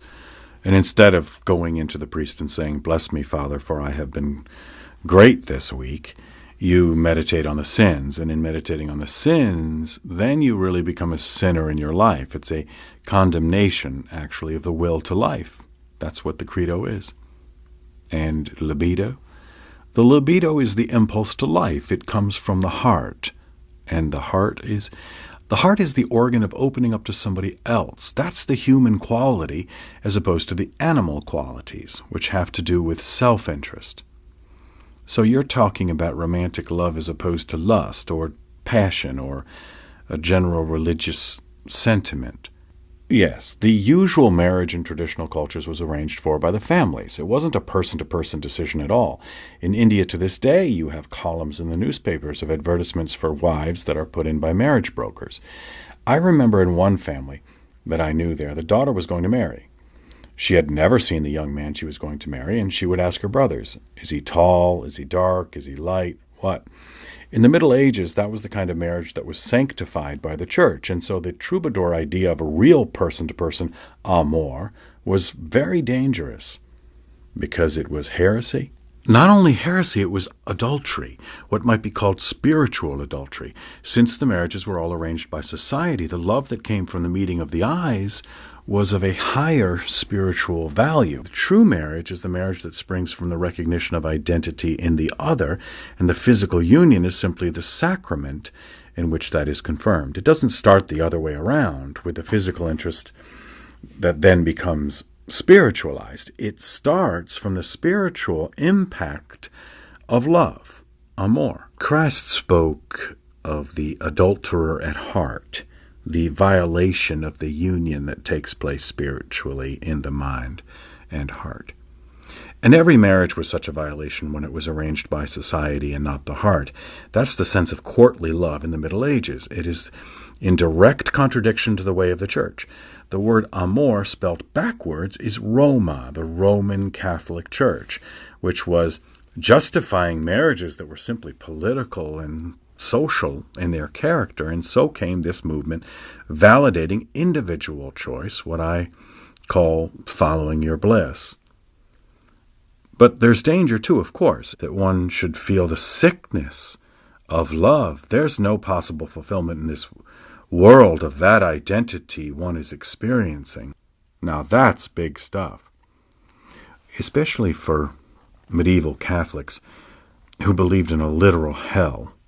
And this is the affirmation of the pain of life in a big way, that nobody can frighten me off from this thing. And no matter what happens, this is the validation of my life and action. And in choosing love too, You wrote once that the point about hell as about heaven is that when you're there, you're in your proper place, which is finally where you want to be. That was Bernard Shaw's idea, and really Dante's idea also. The punishment in hell is that you have for eternity that which you thought you wanted on earth. But then William Blake says in his wonderful series of aphorisms, The Marriage of Heaven and Hell, as I was walking among the fires of hell, which to angels look like torment, that is to say, for the people who are there, who are not angels, it's not the fire of pain, it's the fire of delight. I remember in Dante's Inferno, as Dante is looking on the great lovers of history in hell, he sees Helen, and he sees Cleopatra, and he sees Tristan. What's the significance of that? Dante is taking the church's attitude that this is hell and that they're suffering there. Remember, he sees the two young lovers from the Italy of his day, Paolo and Francesca. Francesca had a love affair with Paolo, the brother of her husband. And Dante, like a social scientist, says, darling, how did this happen? What brought this about? And then come the most famous lines in Dante. Francesca says that Paolo and she were sitting under a tree in the garden, reading the story of Lancelot and Guinevere. And when we read of their first kiss, we looked at each other and read no more in the book that day, and that was the beginning of their fall. That this wonderful experience should be condemned as a sin is the thing the troubadour just says no to. Love is the meaning of life. It is the high point of life.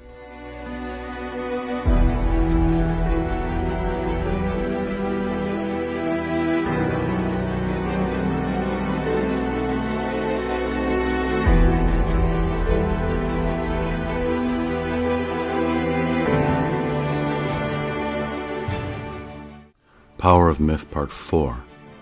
Masks of Eternity. The images of myth are reflections of the spiritual potentialities of every one of us. Through contemplating these, we evoke their powers in our lives. As you've moved along various worldviews, dipping in and out of cultures, civilizations, and religions, have you found something in common in every culture that creates the need for God? Anyone who's had an experience of mystery knows that there is a dimension of the universe that is not that which is available to his senses. There is a pertinent saying in one of the Upanishads, when before the beauty of a sunset or of a mountain you pause and exclaim, "Ah," you are participating in divinity. Such a moment of participation involves a realization of the wonder and sheer beauty of existence. People living in the world of nature experience such moments every day. They live in the recognition of something there that is much greater than the human dimension. Man's tendency, however, is to personify such experiences. Our way of thinking in the West sees God as the final source or cause of the energies and wonder of the universe. But in most Oriental thinking, and in primal thinking also, the gods are rather manifestations and purveyors of an energy that is finally impersonal. They are not its source. The god is the vehicle of its energy, and the force or quality of the energy that is involved or represented determines the character and function of the god.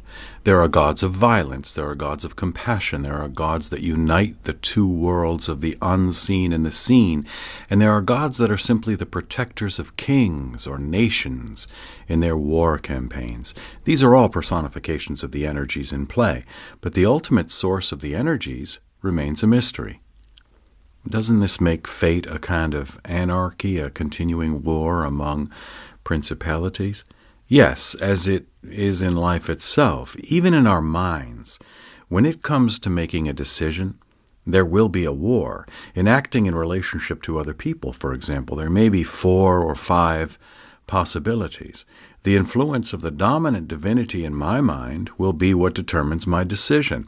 If my guiding divinity is brutal, my decision will be brutal as well. What does that do to faith? You are a man of faith, of wonder, and no, I don't have to have faith. I have experience. What kind of experience? I have experienced of the wonder of life. I have experience of love. I have experience of hatred, malice, and wanting to punch this guy in the jaw. From the point of view of symbolic imaging, those are different forces operating in my mind. One may think of them, wonder, love, hatred, as inspired by different divinities. When I was a little boy being brought up as a Roman Catholic, I was told that I had a guardian angel on my right side and a tempting devil on my left, and that the decisions I made in life would depend on whether the devil or the angel had the greater influence upon me. As a boy, I concretized these thoughts, and I think my teachers did too. We thought there was really an angel there, and that the angel was a fact, and that the devil was also a fact. But instead of regarding them as facts, I can now think of them as metaphors for the impulses that move and guide me. Where do these energies come from? From your own life, from the energies of your own body. The different organs in the body, including your head, are in conflict with each other. And your life comes from where? From the ultimate energy that is the life of the universe. And then do you say, well, there must be somebody generating that energy. Why do you have to say that? Why can't the ultimate mystery be impersonal? Can men and women live with an impersonality? Yes, they do all over the place. Just go east of Suez. You know there is this tendency in the West to anthropomorphize and accent the humanity of the gods, the personifications. Yahweh, for example, as either a god of wrath, of justice and punishment, or as a favoring God who is the support of your life, as we read, for example, in the Psalms. But in the East, the gods are much more elemental, much less human, and much more like the powers of nature. When someone says, imagine God, the child in our culture will say, an old man in a long white robe with a beard. Well, in our culture, yes, it's our fashion to think of God in masculine form, but many traditions think of divine power principally in female form. The idea is that you cannot imagine what you cannot personify. Do you think it's possible to center the mind on what Plato called thoughts immortal and divine? Of course, that's what a meditation is. Meditation means constantly thinking on a certain theme. It can be on any level. I don't make a big split in my thinking between the physical and the spiritual. For example, meditation on money is a perfectly good meditation, and bringing up a family is a very important meditation. But there is an alone meditation when you go into the cathedral, for example. So prayer is actually a meditation. Prayer is relating to and meditating on a mystery, calling a power from within. There is a form of meditation you are taught in the Roman Catholicism where you recite the rosary, the same prayer, over and over and over again. That pulls the mind in. In Sanskrit, this practice is called japa, repetition of the holy name. It blocks other interests out and allows you to concentrate on the one thing, and then, depending on your own powers of imagination, to experience the profundity of this mystery. How does one have a profound experience? By having a profound sense of the mystery. But if God is the God we have only imagined, how can we stand in awe of our own creation? How can we be terrified by a dream? You have to break past your image of God to get through to the connoted illumination. The psychologist Jung has a relevant saying, religion is a defense against the experience of God. The mystery has been reduced to a set of concepts and ideas, and emphasizing these concepts and ideas can short-circuit the transcendent connoted experience. An intense experience of mystery is what one has to regard as the ultimate religious experience. There are many Christians who believe that to find out who Jesus is, you have to go past the Christian faith, past the Christian doctrine, past the Christian church. You have to go past the imagined image of Jesus. Such an image of one's God becomes a final obstruction, one's ultimate barrier. You hold on to your own ideology, your own little manner of thinking. And when a larger experience of God approaches, an experience greater than you are prepared to receive, you take flight from it by clinging to the image in your mind. This is known as preserving your faith. You know the idea of the ascent of the Spirit through the different centers or archetypal stages of experience.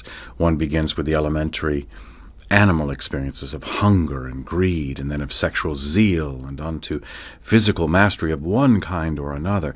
These are all empowering stages of experience.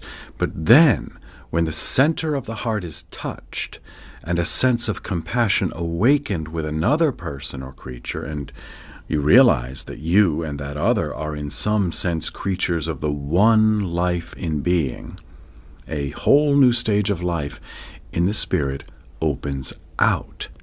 This opening of the heart to the world is what is symbolized mythologically as the virgin birth. It signifies the birth of a spiritual life in what was formerly an elementary human animal living for the merely physical aims of health, progeny, power, and a little fun.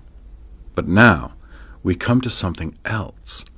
For to experience the sense of compassion, accord, or even identity with another, or with some ego-transcending principle that has become lodged in your mind as a good to be revered and served, is the beginning, once and for all, of the properly religious way of life and experience. And this may then lead to a life-consuming quest for a full experience of that one being of beings, of which all temporal forms are the reflections.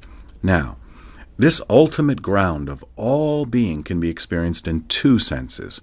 One, as with form, and the other, as without and beyond form. When you experience your God as with form, there is your envisioning mind, and there is the God. There is a subject, and there is an object. But the ultimate mystical goal is to be united with one's God. With that, duality is transcended and forms disappear. There is nobody there, no God, no you. Your mind, going past all concepts, has dissolved in identification with the ground of your own being, because that to which the metaphorical image of your God refers is the ultimate mystery of your own being, which is the mystery of the being of the world as well. And so this is it. Of course, the heart of the Christian faith is that God was in Christ, that these elemental forces you're talking about embodied themselves in a human being who reconciled mankind to God. Yes, and the basic Gnostic and Buddhist idea is that this is true of you and me as well. Jesus was a historical person who realized in himself that he and what he called the Father were one, and he lived out of that knowledge of the Christhood of his nature. I remember I was once giving a lecture in which I spoke about living out of the sense of the Christ in you, and a priest in the audience, as I was later told, turned to the woman beside him and whispered, "That's blasphemy." "What did you mean by Christ in you?" What I meant was that you must live not in terms of your own ego system, not your own desires, but in terms of what you might call the sense of mankind, the Christ in you. There's a Hindu saying, none but a god can worship a god. You have to identify yourself in some measure with whatever spiritual principle your God represents to you in order to worship him properly and live according to his word. In discussing the God within, the Christ within, the illumination or the awakening that comes within, isn't there a danger of becoming narcissistic, of an obsession with self that leads to a distorted view of oneself and the world? That can happen, of course. That's a kind of short-circuiting of the current. But the whole aim is to go past oneself, past one's concept of oneself, to that of which one is but an imperfect manifestation. When you come out of a meditation, for example, you are supposed to end by yielding all the benefits, whatever they may be, to the world, to all living beings, not holding them to yourself. You see, there are two ways of thinking I am God. If you think I, here in my physical presence and in my temporal character, am God, then you are mad and have short-circuited the experience. You are God not in your ego, but in your deepest being, where you are at one with the non-dual transcendent. And somewhere you say that we can become savior figures to those in our circle, our children, our wives, our loved ones, our neighbors, but never the Savior. You say we can be mother and father, but never the mother and the father. That's a recognition of limitation, isn't it? Yes, it is. What do you think about the Savior Jesus? We just don't know very much about Jesus. All we know are 4 contradictory texts that purport to tell us what he said and did, written many years after he lived. Yes, but in spite of this, I think we may know approximately what Jesus said. I think the sayings of Jesus are probably pretty close to the originals. The main teaching of Christ, for example, is love your enemies. Now, how do you love your enemy without condoning what the enemy does, without accepting his aggression? I'll tell you how to do that. Do not pluck the mote from your enemy's eyes, but pluck the beam from your own. No one is in a position to disqualify his enemy's way of life. Do you think Jesus today would be a Christian? Not the kind of Christian we know. Perhaps some of the monks and nuns who are really in touch with high spiritual mysteries would be of the sort that Jesus was. So Jesus might not have belonged to the church militant. There's nothing militant about Jesus. I don't read anything like that in any of the Gospels. Peter drew his sword and cut off the servant's ear, and Jesus said, "Put back thy sword, Peter." But Peter has had his sword out and at work ever since. I've lived through the 20th century, and I know what I was told as a boy about people who weren't yet and never had been our enemies. In order to represent them as potential enemies and to justify our attack upon them, a campaign of hatred, misrepresentation, and denigration was launched, of which the echoes ring to this day. And yet we're told God is love. You once took the saying of Jesus, "Love your enemies and pray for those who persecute you, so that you may be the sons of your Father who is in heaven. For he makes the sun to rise on the evil and the good, and sends rain on the just and the unjust." You once took this to be the highest, the noblest, the boldest of the Christian teachings. Do you still feel that way? I think of compassion as the fundamental religious experience, and unless that is there, you have nothing.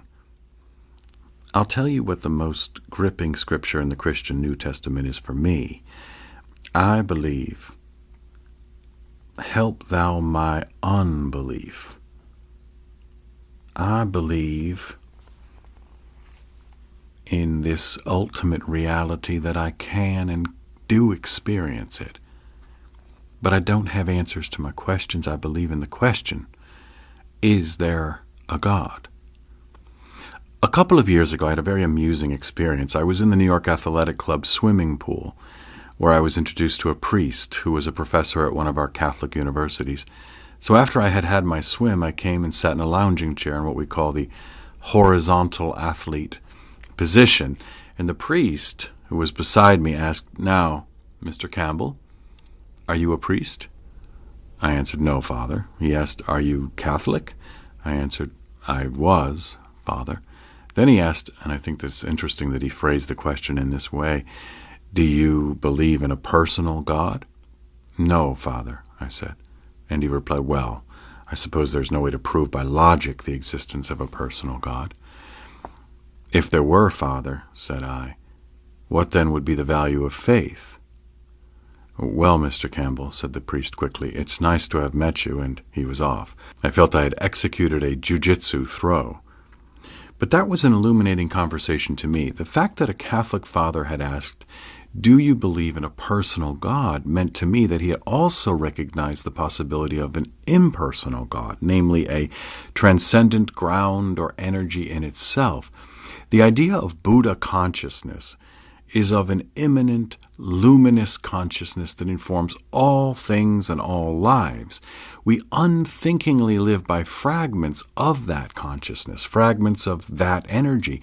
But the religious way of life is to live not in terms of the self-interested intentions of this particular body at this particular time, but in terms of the insight of that larger consciousness.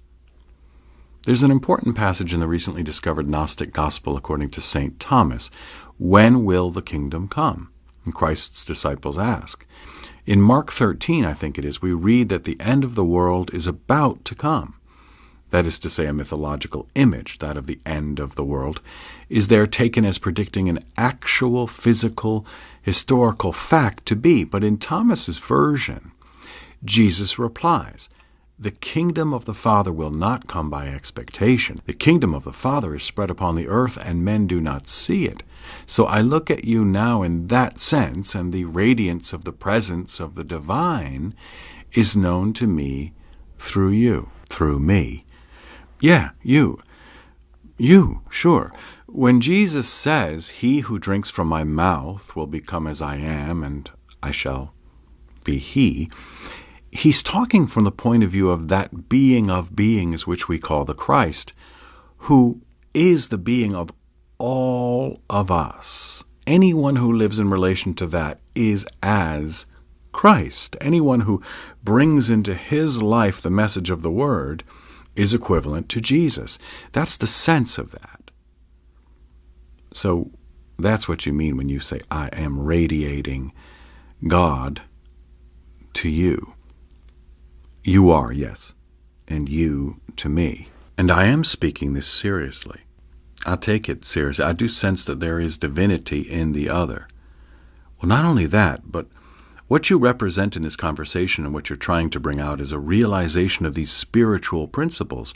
So you are the vehicle. You are radiant of the Spirit. Is this true for everyone?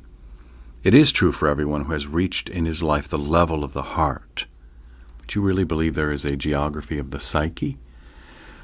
Well, this is a metaphorical language, but you can say that some people are living on the level of the sex organs, and that's all they're living for. That's the meaning of life. This is Freud's philosophy, is it not?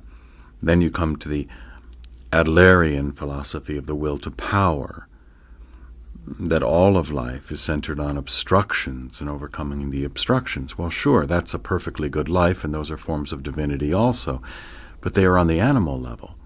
Then there comes another kind of life which involves giving oneself to others one way or another, and this is the one that's symbolized in the opening of the heart. And what is the source of that life?